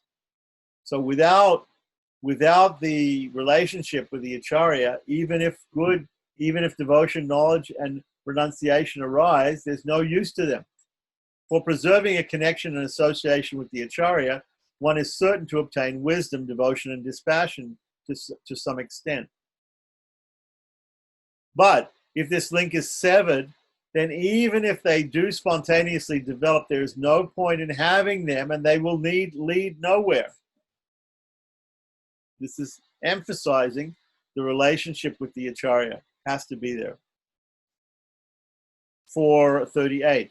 With the tali being present, the tali meaning the Mangal Sutra that a lady wears, or in Western terms we could say the wedding ring. With the tali being present, a woman may obtain and wear other jewelry. Once the tali is removed, the wearing of jewels gives rise only to disgrace. Okay, so we're talking about an archaic social system where if a woman becomes a widow, she gives up wearing the Mangalsutra, which is the sign of a married lady, or the wedding ring. In modern Western terms, they take it off once they become a widow. Okay, so obviously in the West, there's no compulsion to do this. In society in India 500 years ago or 1,000 years ago, there was this idea that after, if the husband died and the woman became a widow, that she should remove the Mangalsutra and she shouldn't wear any other jewelry. So widows don't wear a lot of jewelry. They don't want to attract a lot of attention of other people. Usually when we wear jewelry, we're attracting the attention of other people. So the idea here is the tali or token of marriage is a sacred thread with a gold ornament that's worn by a married woman, a symbol of her commitment to the marriage. While she wears the tali, she may also wear all sorts of other jewelry and ornaments. But when the husband dies, the tali is removed. And according to the social customs, a widow should avoid wearing any form of adornment. The wearing of jewels by a widow would have caused scandal in traditional Indian society. Okay? Because we don't have, this is just an analogy here because we don't have these rules today, especially in Western society. So these are just social rules that they had or still have in some parts of traditional Indian society. And so the idea is it's an analogy to explain that even if you have devotion, if you don't have a guru, if you don't have an acharya, it's all useless. You need to have an acharya, and then you can have devotion, dispassion, wisdom, renunciation. All these good qualities are only good if you have actual acharya, because the acharya is going to actually give you the Lord. And without the acharya, to mediate between you, you're not going to attain the Lord. Sutra 439. The very sun which causes the lotus to blossom dries it up when it is taken out of the water. Likewise, it's very interesting because the lotus grows in water and grows out from the water, and the sun makes the flower bloom, makes the lotus grow and bloom from the sun. But if you take it out of the water, and the same sun will dry it up, the heat of the sun will dry it up and dry up that lotus flower. Likewise, the Lord, who causes the blossoming of self-realization, right? Because Krishna within the heart is giving us knowledge, renunciation, and forgetfulness, right? According to the Gita. Causes it to fade when the relationship with the acharya is severed. So the acharya here is being compared to the water in which we grow. If a lotus grows in the water is the acharya, we're the lotus, and the Son of the Lord is giving us this knowledge, remembrance, and forgetfulness, right? The blooming of our self-realization, like a lotus flower. But if we cut off ourselves from the acharya, we're going to just dry up. We'll just dry up. A very, very nice analogy here. Sutra 440. Without this relationship to the acharya, it's difficult to attain a relationship with the Lord. That's the point. We would say difficult. We would probably say impossible, practically impossible.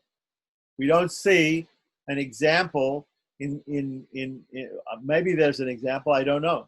But if somebody can come up with an example of somebody who did not have an acharya, who did not have a spiritual guide, either a Diksha Guru or Shiksha Guru, and who yet attained the service of the Lord again, who attained moksha without an acharya. Very, very, I would say rare, practically impossible. Sutra 441. The acharya and the Lord are appropriate, but why the intervening noble family? This will be explained. Noble family meaning the Lord's own. The link between the Lord and the preceptor is quite obvious. But what is the necessity for a connection to a spiritual community? So somebody might say, okay, granted what you're saying is true. If I want to go to the Lord, I need a teacher, I need an acharya, I need to go to a guru, but I don't need the society of Vaishnavas. I don't need a whole group of Vaishnavas to associate with. I don't need all these other sentient beings in this material world to be able to serve, to recognize my service to the Lord. I don't need all of that. So that's going to be dealt with. That question will be dealt with in the next section, importance of Sangha. So, Sutra 442, when a farmer raises creepers, he uses frail sticks to guide them to their props. Likewise, for establishing a link with the Acharya, this noble family is necessary. The purpose, just like when you go to school, there's a teacher. But if you're simply sitting alone with the teacher, sometimes it's harder to learn. But if you're sitting in a classroom and you have lots of friends that are all learning just like you, then the association with your classmates actually helps you learning. The purpose of the Tirukutam, right? Sometimes if you go to a holy place in India, sometimes it's said that there's a Ramanuja Kutam. Ramanuja Kutam means like kulam, like family, like that. So sometimes you go to a holy place and there'll be a thing called a Ramanuja Kutam. It means a Dharmashala. It means a spiritual hotel, a hotel for people who are all Prapanas, who are all Vaishnavas, right? A place where people can stay when they visit the holy place, right? So that's called a Tirukutam or a Ramanuja Kutam. So the purpose of the Ramanuja Kutam or the Tirukutam, the family of Ramanuja, the family of the Lord, right? The community of Vaishnavas is to provide a secure framework in which to practice spiritual development, just like the example here is given. When you're growing creepers, like if you're growing grapes, you have to put up, in a vineyard, you have to put up some sticks so that those grapevines can grow on the sticks and the fences like that. They have to have some support while they're growing.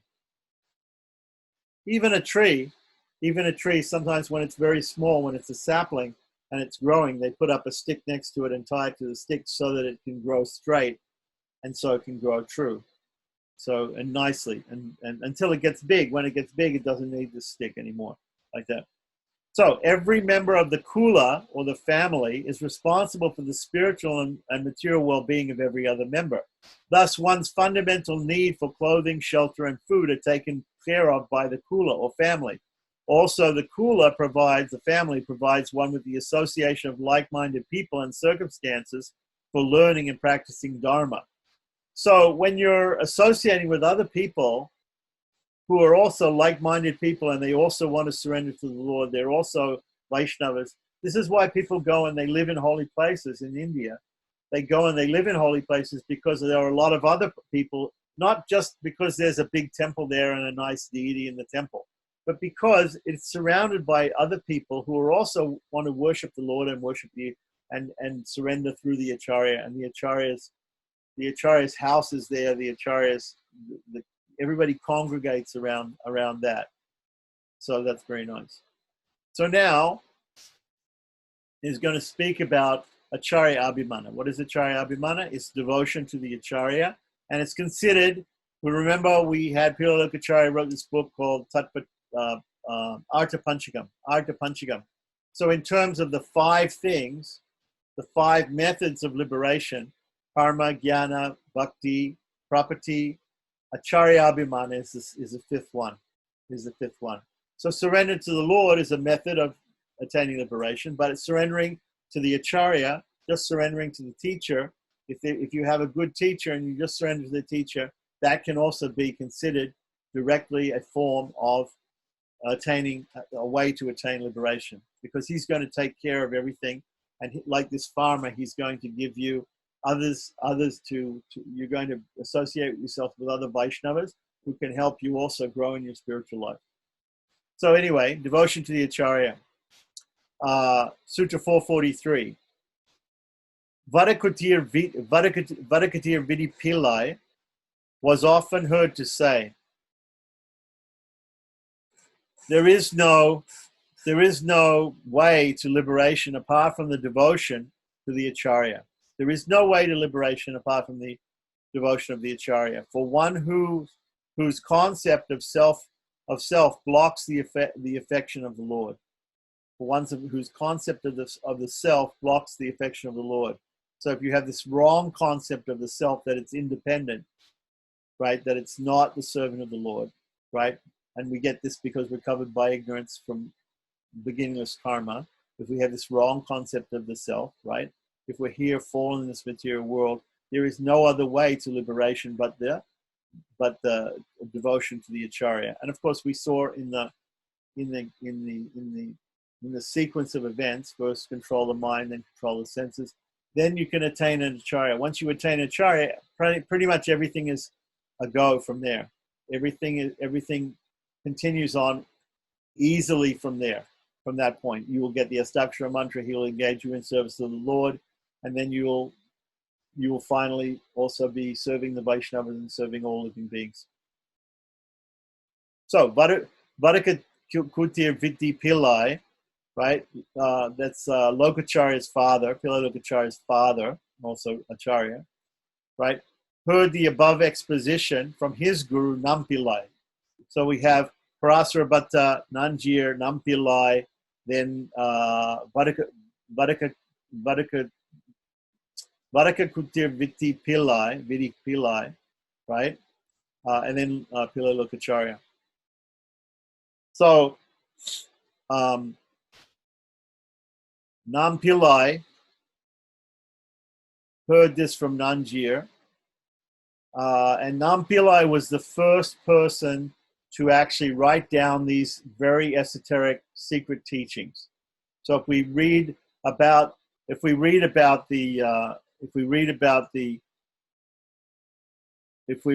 different stories of the history of the Acharyas and the Guru Parampara, these esoteric teachings, which are explained in Rahasya Granthas, these secret esoteric teaching books, like Srivachana Bhusanam, Mumukshapadi, or Rahasya Traya Saram for the Vadagalais by Vedanta Deshikas. There are some other ones. Okay, these particular esoteric teachings were never written down before. They were only transmitted sometimes from an Acharya only to one disciple, only to his most favorite disciple or his most advanced disciple. And in that way, they were passed down, these esoteric teachings. But at a certain point, due to thinking that these things might be lost, because imagine if a guru gives to one disciple and that disciple doesn't pass it on, then the teachings, those esoteric teachings, could get lost. And when the teachings are lost, the Guru Parampara is broken. So for fear that the Guru Parampara of these esoteric teachings would be broken, they were written down at a certain point. So that point was Nanjir authorized Nampillai, his disciple, to write them down. Previously, there was another disciple of Nanjir's who had written them down. He'd taken notes in the class, and he presented Nanjir with his notes. But Nanjir was not happy that first of all that his disciple took the notes without his permission in class, because these were secret teachings, secret esoteric teachings. So they were not to be spread to people outside of the Acharya's own chosen disciples, chosen qualified disciples to hear these things. So he took notes, gave the notes to the Acharya, and Nanjir didn't like the way he took the notes, didn't like the things that he had written down exactly, and so he destroyed that book. And then he appointed his senior most qualified disciple, Nampillai. Pillai means son, like our son. He felt he is like my son. He wasn't his son, actual physical son, because Nanjir was a sannyasi, of course. But he entrusted that work to Nampillai, his greatest disciple, and Nampillai started to write them down. And he wrote them down in a commentary. Started out with a commentary on the 4,000 Nala Divya Prabandha is called the Edu, or otherwise known as the 36,000 verses. There were different numbers of verses in different commentaries, but he wrote the one called the Edu, which was a secret commentary at that time. Okay, so then later on, after another couple of generations, we see Hilalokacharya writing these things down in Sri Vacana Bhusanam or Mukshapadi, and Vedanta Deshika was also writing his esoteric teachings down like that. But still, even though they were written down, those books were very, very secret, and they were not open to everybody, the books of esoteric teachings. And so then what happened was, at the time of Manavala Mahamuni, the Lord came to Manavala Mahamuni in his dream and said, no, you can reveal these things more openly to all people who have taken initiation.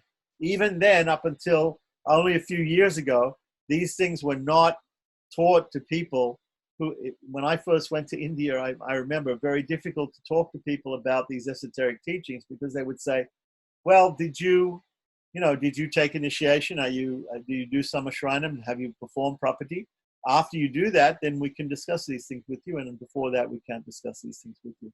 Even today, if you go and you ask about certain things, I've taken some people to Sri Rangam and said, here's a person, you can talk to this person about this. No, we won't talk to him. If he takes initiation, if he takes samashranam and performs property, then only we'll discuss these things with him. So that's like that. So even to this day, if you want to learn Pancharatra Agama from Raman Bhatta, if you want to learn to a certain thing, he'll say to you, yes, but I can tell you some things, but I can't tell you everything because you didn't take samashranam, right? I have one friend who I took there and said, here, you can learn from this person. He said, no, I can't teach him. He's not a prapana. He didn't take property. He didn't do samashranam. So, okay. So then continuing on, bhakti is obscured from anxiety arising from the concept of independence. Yes. So if we have a concept that we're independent,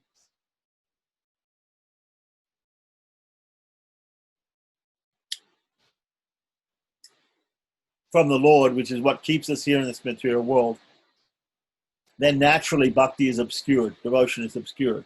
One who strives to follow the path of bhakti as defined by Ramanuja, developing concentration and meditating and relying on personal effort, is likely to reinforce the ego and the idea of self-achievement. The rise in the development of the ego, or fear thereof, leads to the decline in devotion and subsequent fall from the spiritual path. So, one who strives to follow the path of bhakti, as defined by Ramanuja, developing concentration and meditating and relying on personal effort, bhakti yoga, is likely to reinforce the ego. So bhakti yoga, so normally Karma Yoga, Jnana Yoga, Bhakti Yoga, these are explained as 3 out of the 5 of these tattvatrayas, these 3 different methods of attaining moksha. But the 3, Karma Yoga, Jnana Yoga, and Bhakti Yoga, he was talking about Bhakti Yoga, are paths of self-effort which reinforce the ego. If I do something and I think that by my doing something I can attain liberation, I can attain God through my self-effort, then I enforce the idea of the self, the ego that I'm doing something to attain liberation, and the idea of self-achievement.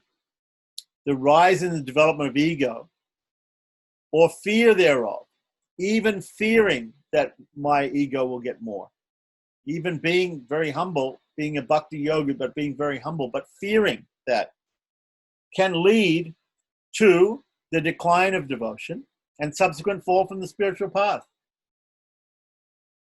Because bhakti is obscured from the anxiety because of the concept of independence. So even in bhakti yoga, there is this idea of independence, that I am the self and the self is striving to achieve devotional acts to God. And that is the process by which I'm going to attain liberation. Sutra 445, property is obscured by the fear that arises from the Lord's independence. Property is obscured. Surrender to God. Property is obscured by fear that arises from the Lord's independence. The Lord is completely independent, so he can do whatever he likes. Since Krishna is perfectly independent and under no contractual obligation to the jiva, one may become anxious as to what he will do. If I surrender to God, what will he do? Whether he will indeed fulfill his promise given to Arjuna or to given to Vibhishana on the battle of Kurukshetra, he gave a promise to Arjuna, I'll protect you, don't fear. And the same thing he gave to Vibhishana in southern India at Rameshwaram on the seashore, Dhanushkoti, that I will protect you, right? Whether he will indeed fulfill his promise given to Arjuna to liberate the jiva or not.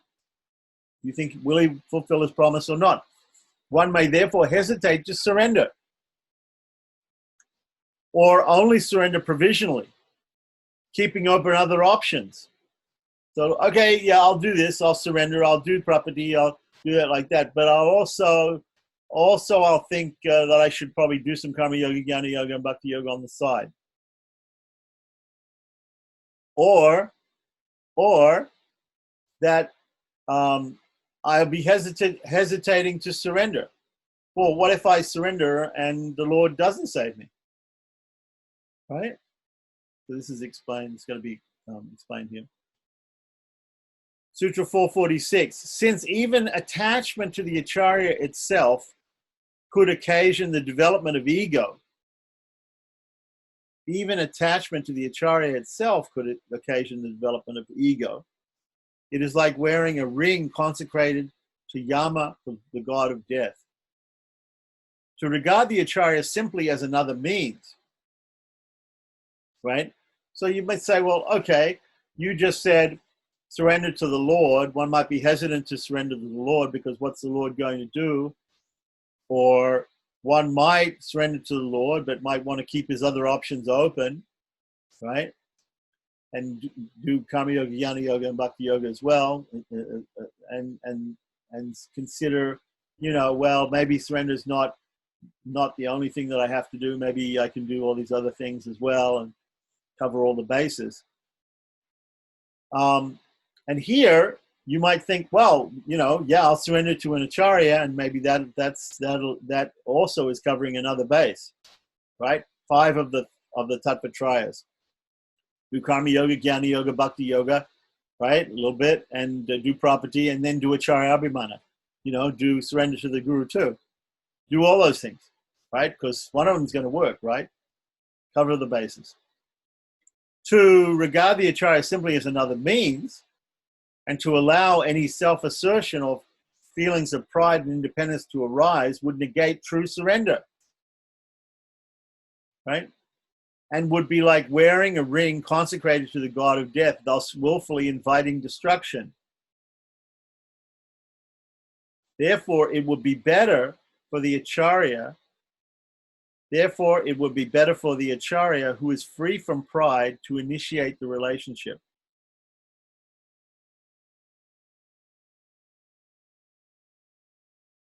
So it's good for the acharya to initiate the relationship because the teacher can initiate the relationship because the student himself has all these doubts and may try to cover all of the different possibilities of methods of paths to lead to moksha, to lead to God. And therefore, it's better for the acharya who knows how to engage a particular person to initiate the relationship. Sutra 447, devotion to the acharya alone is the means for deliverance.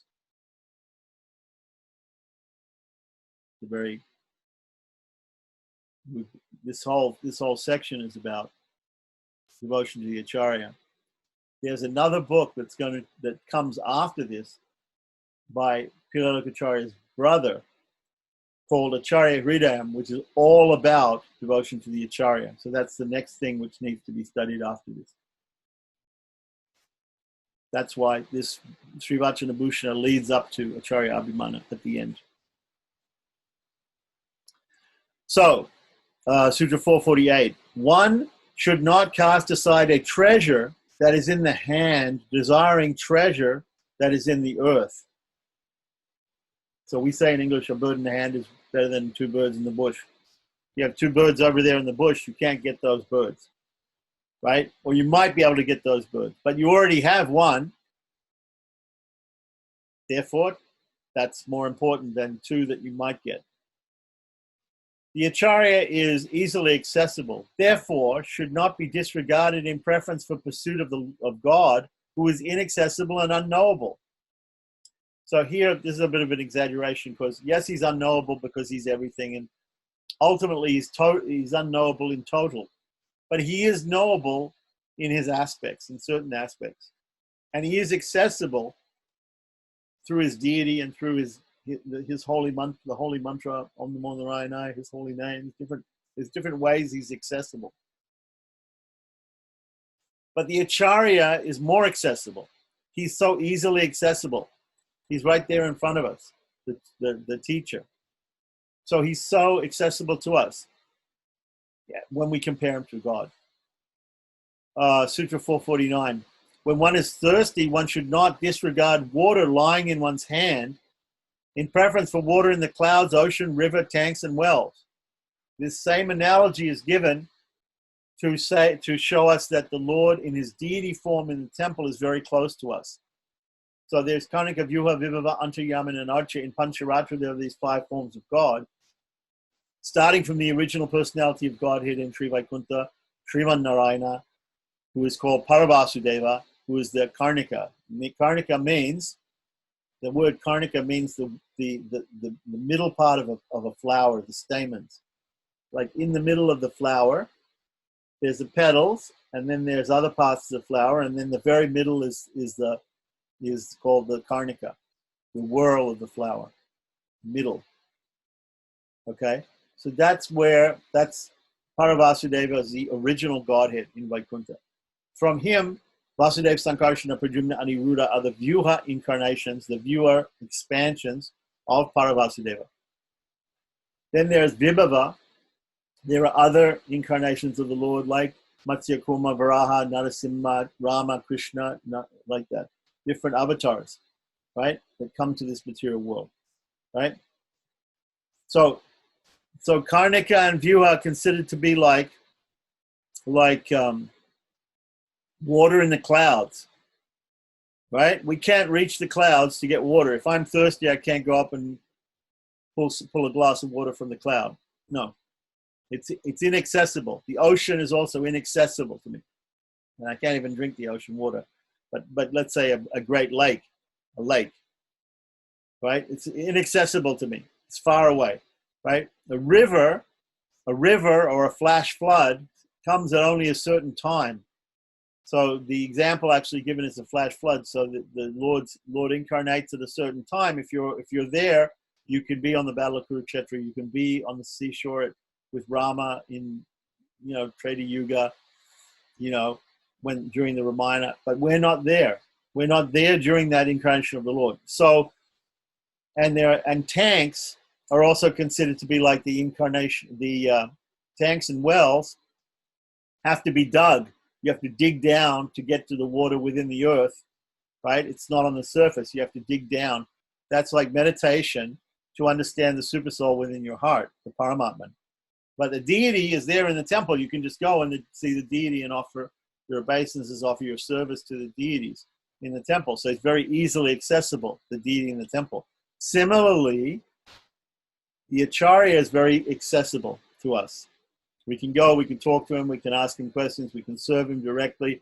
It's easy. He's a God that we can worship easily. So continuing on. So I just wanted to say that same example is given for the different forms of God in Pancharatra, and also for the idea of the Acharya is very easily accessible. The place where songs are heard, the place where calls for help are heard, the place of the step, the enclosed place, the place of feeding, one ought to consider one ought consider all these as abiding in the presence of the Acharya.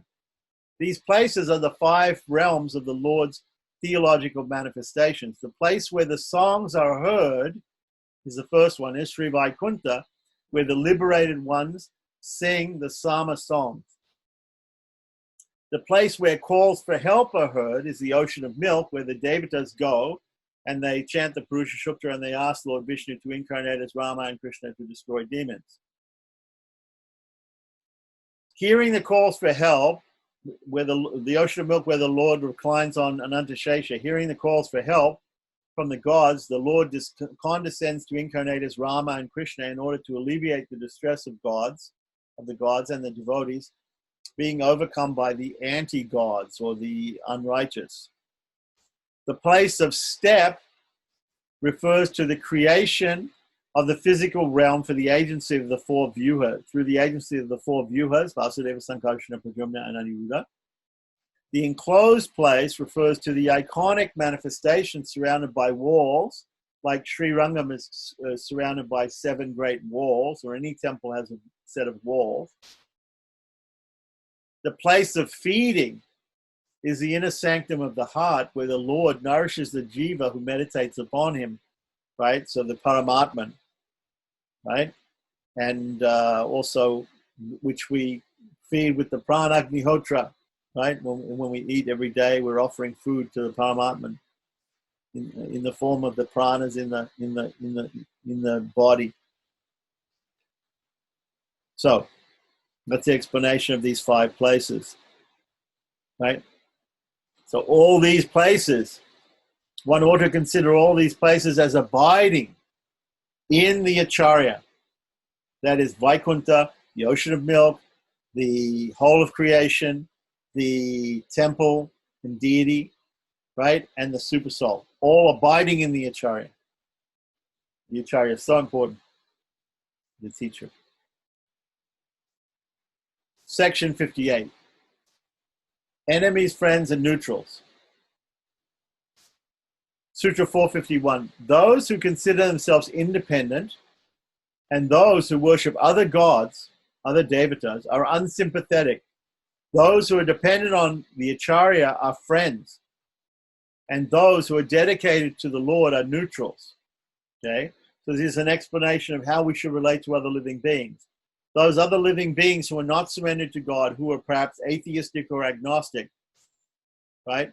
Who think of themselves as independent, even those persons who call themselves Vaishnavas or whatever, but they feel that they are independent and they are doing they're performing their bhakti yoga, karma yoga, and jnana yoga methods of self-effort. Even those persons, right? We should be unsympathetic towards them. We should not too much associate with those sort of persons who have that sense of ego, which kills the idea of being completely subservient to the Lord, which is the true reality, right? We should be a little bit standoffish from those persons. We should not associate, even if they're Vaishnavas. Those who are dependent on the Acharya are friends. Those who are surrendered to the Acharya, they can be our friends. We can associate with those persons. Those persons will also help us in our spiritual life. And those who are dedicated to the Lord only, somebody who may only worship the Lord in the temple or only pray to God, but have no link with an Acharya, who is not surrendered through an Acharya to the Lord, those persons are neutral. So it's okay, like that. At least they're surrendered to God. They've done property. Yeah. One who regards the Acharya as the abode of all the 5 theological aspects of Godhead regards those who are self-serving materialists as unsympathetic, pratikulya. Pratikulyasya varjanam. In Sharanagati, there are 5 things. Anukulyasya sankalpa means taking those things which are beneficial, and pratikulyasya varjana means rejecting things which are unbeneficial for our spiritual life. So he's talking about the first thing is reject things which are unbeneficial, relating to people who have this idea of self-ego, that they are themselves attaining God, or they're doing their own effort like that, or they're completely independent from God and they don't care about God, or they don't believe in God. Those people are pratikulya. The association with them is against the idea that we are completely subservient to God. Others who are dedicated to the preceptor are considered spiritual friends, anukulyasya, right? They're good for our spiritual life. And those who are dedicated to the Lord alone are neutrals, upekshan, in that they are not going about their spiritual development in the right way. They're simply worshiping God. They're trying to worship God like that. But they're not surrendering through the mediatorship of Mahalakshmi or her representative, the Acharya, and therefore they're not going about spiritual life in the right way. Section 59, right knowledge and right practice. Sutra 552. The two, right knowledge, jnanam, and right practice, anustaram, are necessary adjuncts to the means for those who do not have an acharya. So right knowledge and right practice, right behavior, right, are the necessary adjuncts to the means for those who do not have an acharya. And to those who have an acharya, they are accessories to the goal.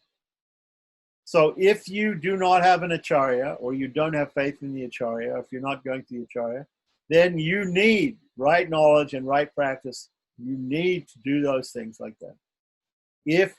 However, if you have surrendered to an acharya and your acharya is your all in all, therefore these things are accessories.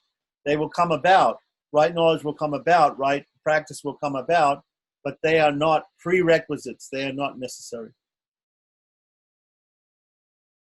What is a necessary adjunct to the means for others is part of the result of having attained the Lord for one who has dedicated himself to an acharya. Let me say that again. What is a necessary adjunct, a pre-qualification to the means for others, like the Vadagalai Sri Vaishnavas or other Vaishnavas or other religionists who feel that works are important, that self-effort is important, that right knowledge and right practice are all important prerequisites to our spiritual development, right? For those persons, right, is a part it's a means for them, right? It's a part of the result of having attained the Lord for one who has simply dedicated himself to the Acharya, one who has surrendered to the Lord through the agency of the Acharya, right? And is taken to this process of Acharya Abhimana, right? For that person, those things will be a result. They will not be a cause. They will not be part of the cause. They will not be a prerequisite. They are a post-requisite. They are things which will come about. It is important to note that both are still required before the meeting of an acharya, and therefore the pursuit of knowledge. Before meeting acharya, you do need these things, obviously, right? After meeting the acharya, after taking some ashranam, after doing property, then all that's necessary is the acharya abhimana, the faith in the acharya. The pursuit of knowledge, so let's say that again. It's important to note that both are still required. Both means right knowledge and right practice, right? Anustanam and jnanam, right? Before one meets the acharya, before meeting the acharya. And thereafter, the pursuit of knowledge and right practice of teachings and their direct realization in one's life should not be abandoned.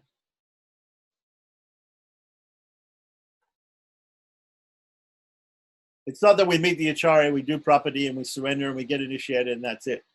That's not the end. We shouldn't abandon the pursuit of knowledge or right practice, right? It is only their categorization that changes. Before we meet the acharya, they are the cause of us meeting the acharya.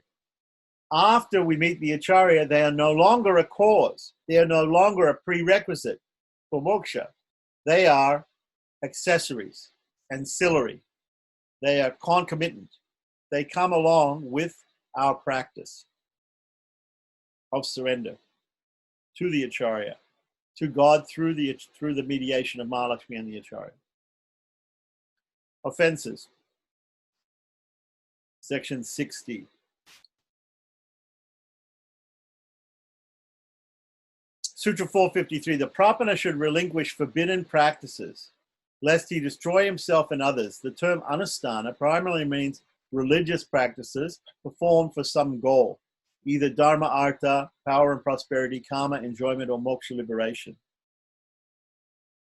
Right?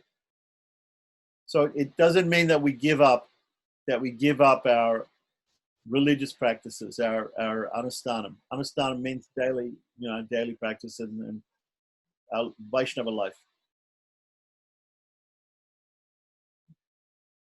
Sutra 454. From committing the three faults, offending the Acharya, the noble, the Lord, and the noble family, these are the three faults. Guru aparad, teacher aparad, right? Guru apachara, right? Offending the teacher, offending the Lord, right? Bhagavad apachara. Bhagavad apachara is Guru apachara, Bhagavad apachara, and Bhagavata apachara. Offending the Lord and offending the noble family, the other Vaishnavas. One is destroyed by performing these faults. Indifference to the offender or following the same offensive practice would cause others to be lost. So, not only by committing these sins, these faults, these offenses, are we destroyed, but if we're indifferent to somebody who commits these faults, if we still consider that person part of our social group, if we still associate with people who do those things, who offend the Acharya, offend the Lord, or offend the Vaishnavas, right? Or if we follow the same offensive practices as those persons, then others can be lost also. Saying that person has good qualities, praising that person's actions, even though that person offends the Acharya, offends the Lord, offends the noble family of Vaishnavas, right? That also can cause other persons to be misled and to be lost to spiritual life. Section 61 about sexuality. Sutra 455. Unlike forbidden pleasures, sanctioned enjoyment is not condemned by the society nor leads to hell. Right? Even so, both of these are to be renounced as opposed to the quintessence of the jiva. Right? Because what is the quintessence of the jiva? Is serving God, not serving oneself or serving one's family. Opposed to Vedanta, and opposed to Vedanta because Vedanta ultimately teaches us that we are the servants of God. Again, the quintessence of the jiva. And a hindrance to liberation. Sense gratification done within the bounds of Dharma is not wrong or sinful, but still, Pillai Lokacharya gives three reasons why that also should be relinquished. 1, sense indulgence negates the quintessence of the jiva and which exists for the pleasure of the Lord and the Lord alone, and thus sense gratification is opposed to God gratification. 2, when sense pleasures are analyzed by using the rational methodology of Vedanta, they are observed to be transitory, insubstantial, and insatiable, and therefore indulgence in them does not bring relief or satisfaction, but only increases craving. 3, increased craving leads to attachment and thus hinders our spiritual progress and unfoldment, delaying the attainment of liberation. Sutra 456. Even by relinquishing sex as a means of enjoyment and doing it only as a conjugal duty, the quintessence is obscured.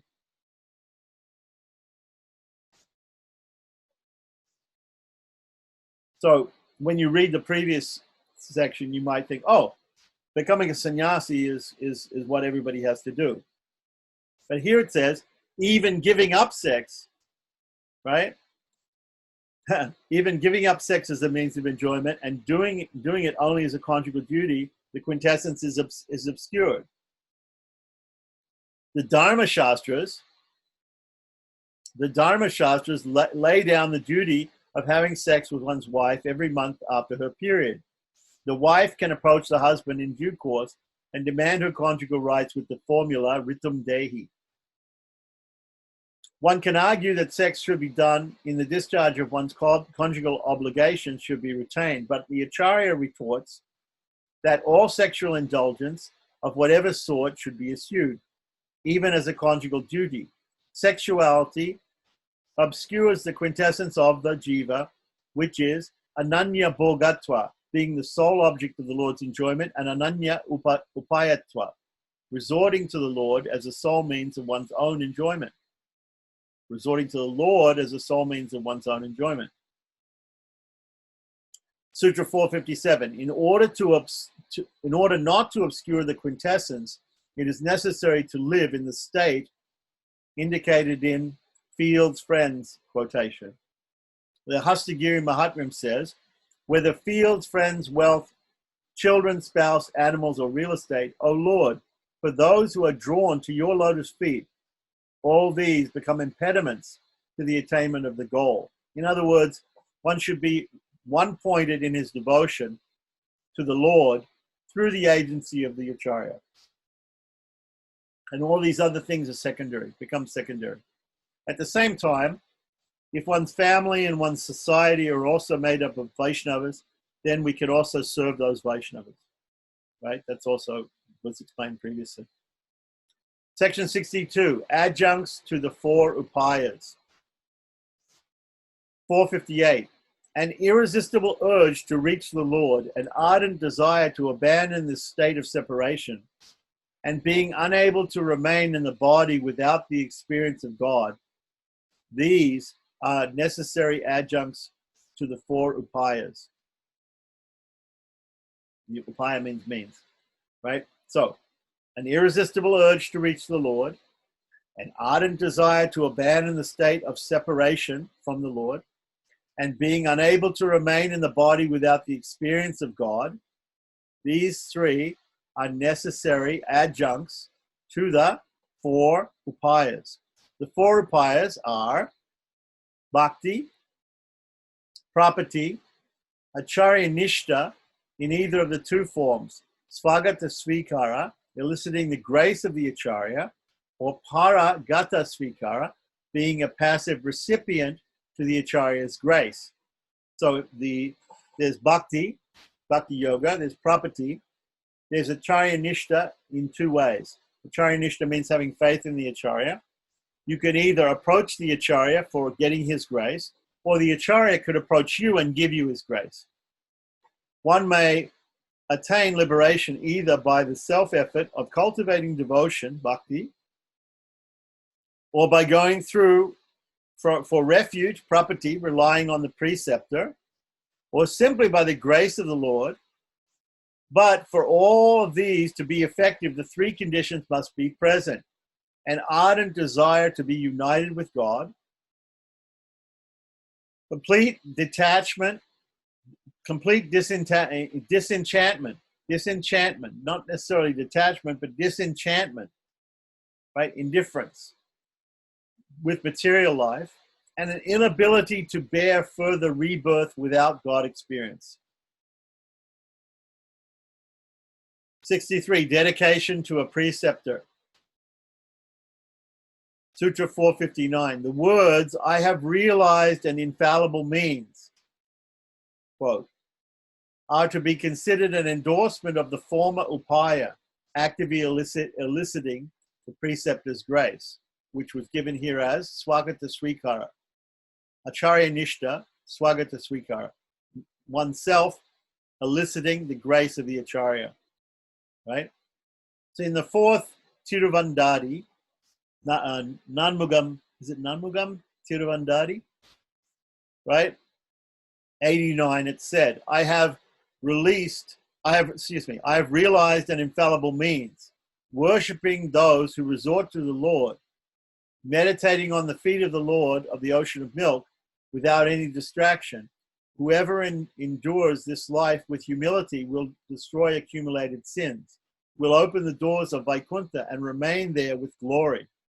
So I have realized an infallible means. The infallible means is what? worshipping those who resort to the Lord. That means the Acharya, the preceptor, or other Vaishnavas, which we also consider to be our preceptors, who resorts, but specifically the preceptor who gives the Astakshara mantra, but also all other Vaishnavas which we consider equal to us as preceptors. Worshipping those who resort to the Lord, those who are prapanas, who have done property. 460. Oh, my good maid. That's a quotation. Will themselves vanquish those. That's a quotation. These stanzas and slokas at the end of the Stotra Ratna, which we're studying, of Alavanda Yamunacharya, 65 verses, which he wrote on the glories of the Lord. And the sloka, animals and humans, quote, should be considered authority for this Acharya Abhimana or resorting to the Acharya only.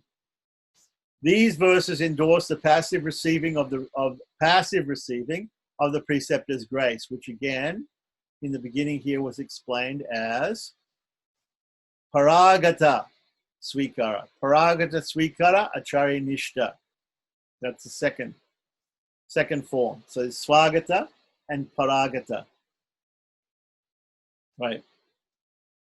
Nachya Tiramoli by Andal, right? 1010. O my good maid, the Supreme Lord, our Supreme One, elevated on the serpent couch, is wealthy. Great Lord, we are insignificant humans. What can we do? Vishnu Chitta, her father, Periyalwar of Srivilliputur, if he is able to obtain a suitable prize from this god, let me see that. Andal is languishing. The Lord is such a great personage. Perhaps he doesn't care. Her father, Periyalwar, will help her out.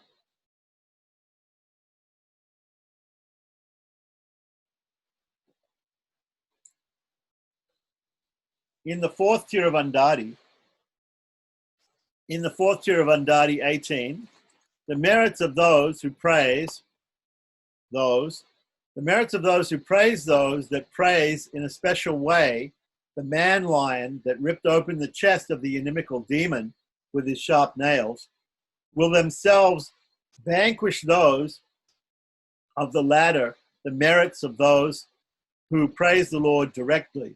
The point seems to be that the merits of praising the members of the noble family are greater than those who praise the Lord without the good offices of an Acharya. So in this first verse by Andal and Nachya Tiramoli, she's saying she's believing that God doesn't care for her, that he's aloof from her, and therefore she's appealing to her father, Periyalwar, who is like her Acharya, to help her out. In the second one, it's saying here that the members of the Holy Family are greater than those who praise the Lord without the good offices of an Acharya. So greater than people who, the merits of praising the members of the Holy Family are greater than those who praise the Lord without the good offices of an Acharya. And in Stotra Ratna 65, which is the last verse of Stotra Ratna, grant me your grace, regardless of my conduct, having in view my grandfather, Nata Muni, the self-realized one who is the paragon of devotion to your lotus feet. So you're praying, oh Lord, please grant me your grace, and remembering that my grandfather, Nata Muni, the grandfather of Alavanda or Yamunacharya, self-realized one, was a paragon of virtue to your lotus feet. So I'm nothing, but my guru is a great devotee of yours. So please grant me your grace, because I'm simply a servant of, I've simply surrendered to this great devotee of yours who is my Acharya. That's the point. And an unknown source, those creatures who ever associate with Vaishnavas, be they animals, humans, or birds, will enjoy the highest place of Vishnu. So the Vaishnavas are our Acharyas. The Vaishnavas themselves are our refuge, our only refuge. Sutra 461, surrendering to a preceptor is like going for refuge to the Lord like going for refuge to the Lord, can be an accessory to other means as well as an end in itself.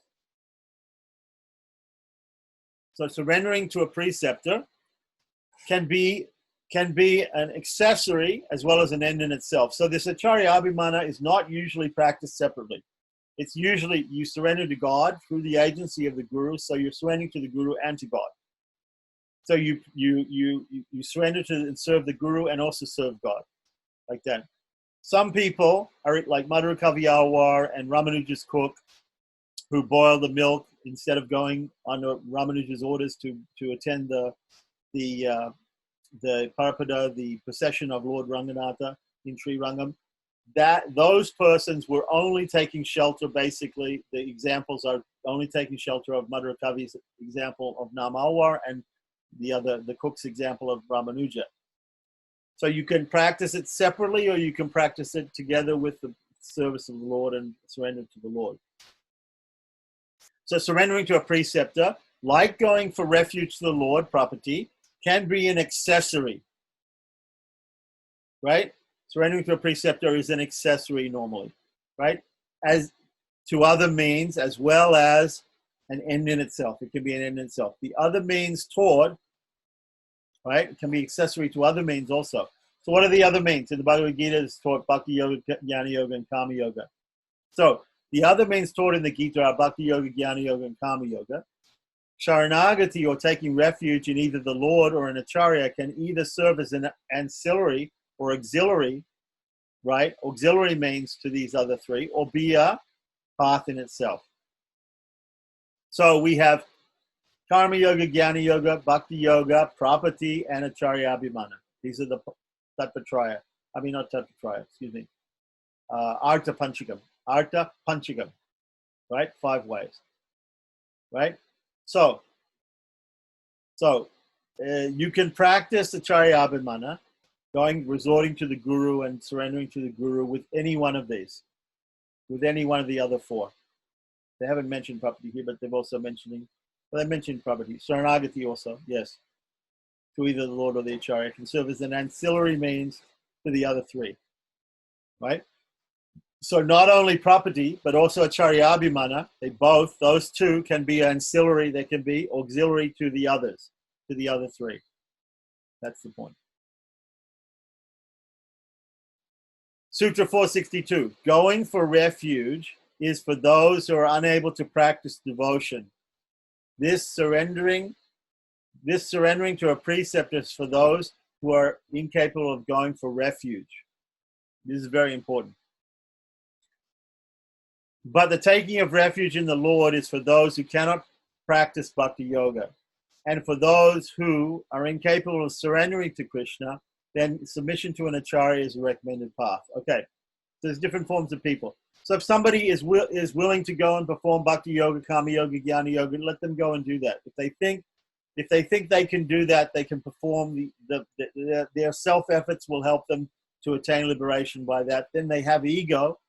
We shouldn't associate with them. But they have this ego, this false ego. If they have that much false ego, then they can go, let them go perform those different paths, because those are paths given by Lord in the Gita. They can do that. And they can do it either with property and acharya abhimana, acharya property, as well as an ancillary to those things, or not.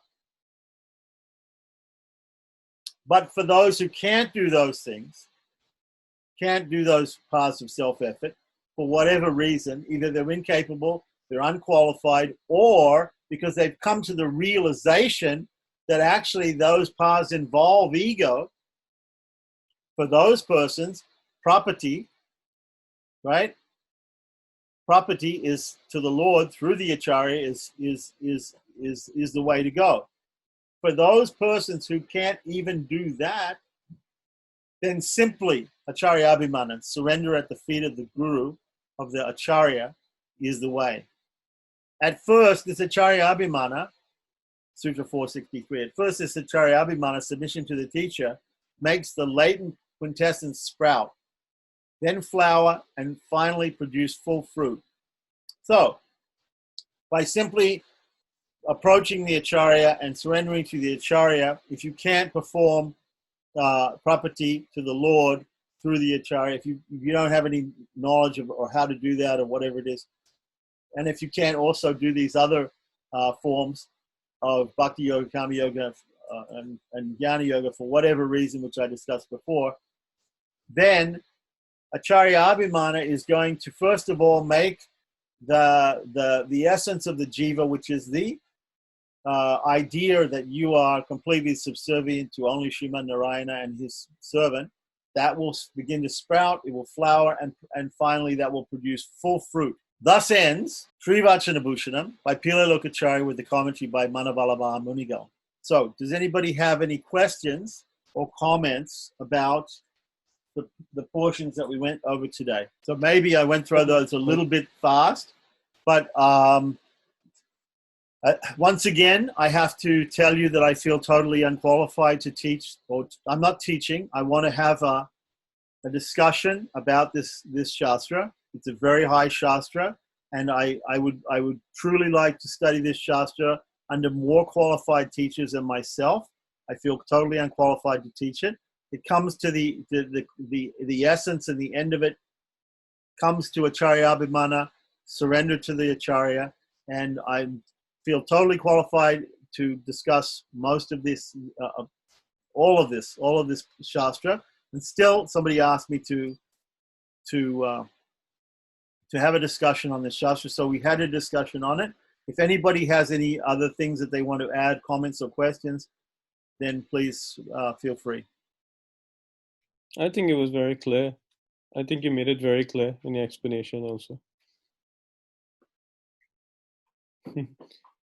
So I can't really see where I could get, a question on that, to be honest.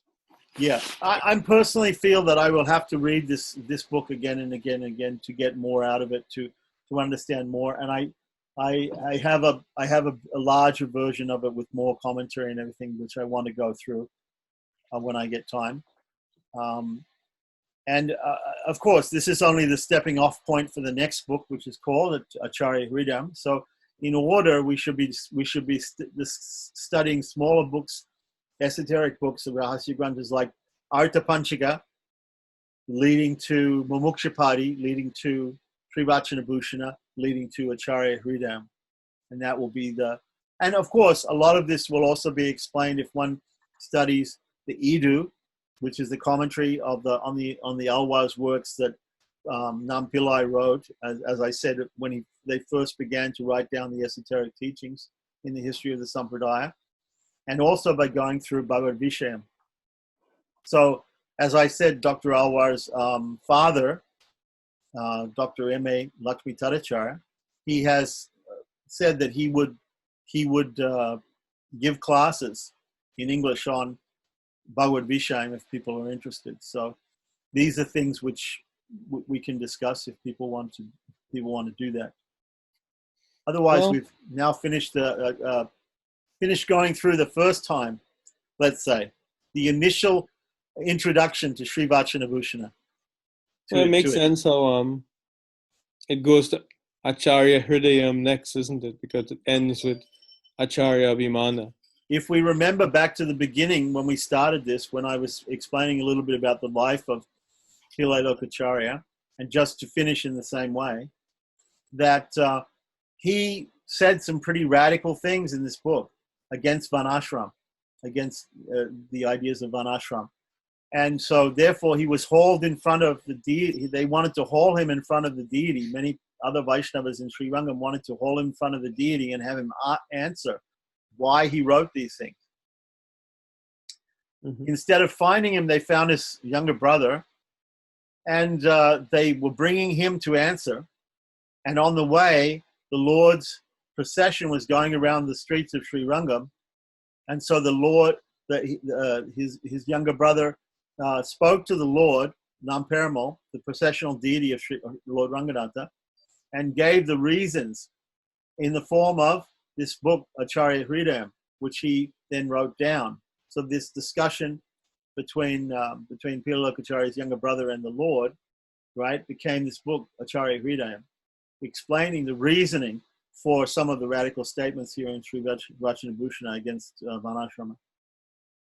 Mm-hmm. Sounds great. The thing is, which one are you planning to do next? Are you going to go through the Mumukshupadi with us, or are you going to try to do Acharya Hridayam? Have you studied Acharya Hridayam? Okay. No, I haven't. So since I don't feel qualified to really discuss, let alone teach this shastra, why would I go to an even higher shastra? I know. So if you want, we can go through Mumukshapadi. I have studied Mumukshapadi under the feet of Gomadam Sampat Kumar, who's a direct descendant of Malavalama Munigal. Yeah, So I'd like to go to we could Mumukshapadi. discuss Mumukshapadi. So Yeah, why don't that'd be we great. do that? Why don't we keep this time slot, and we'll do Mumukshapadi. Yeah, that'd be great. Wonderful. Thank you very much. Thank you. Namaskaram, Swami. Namaskaram.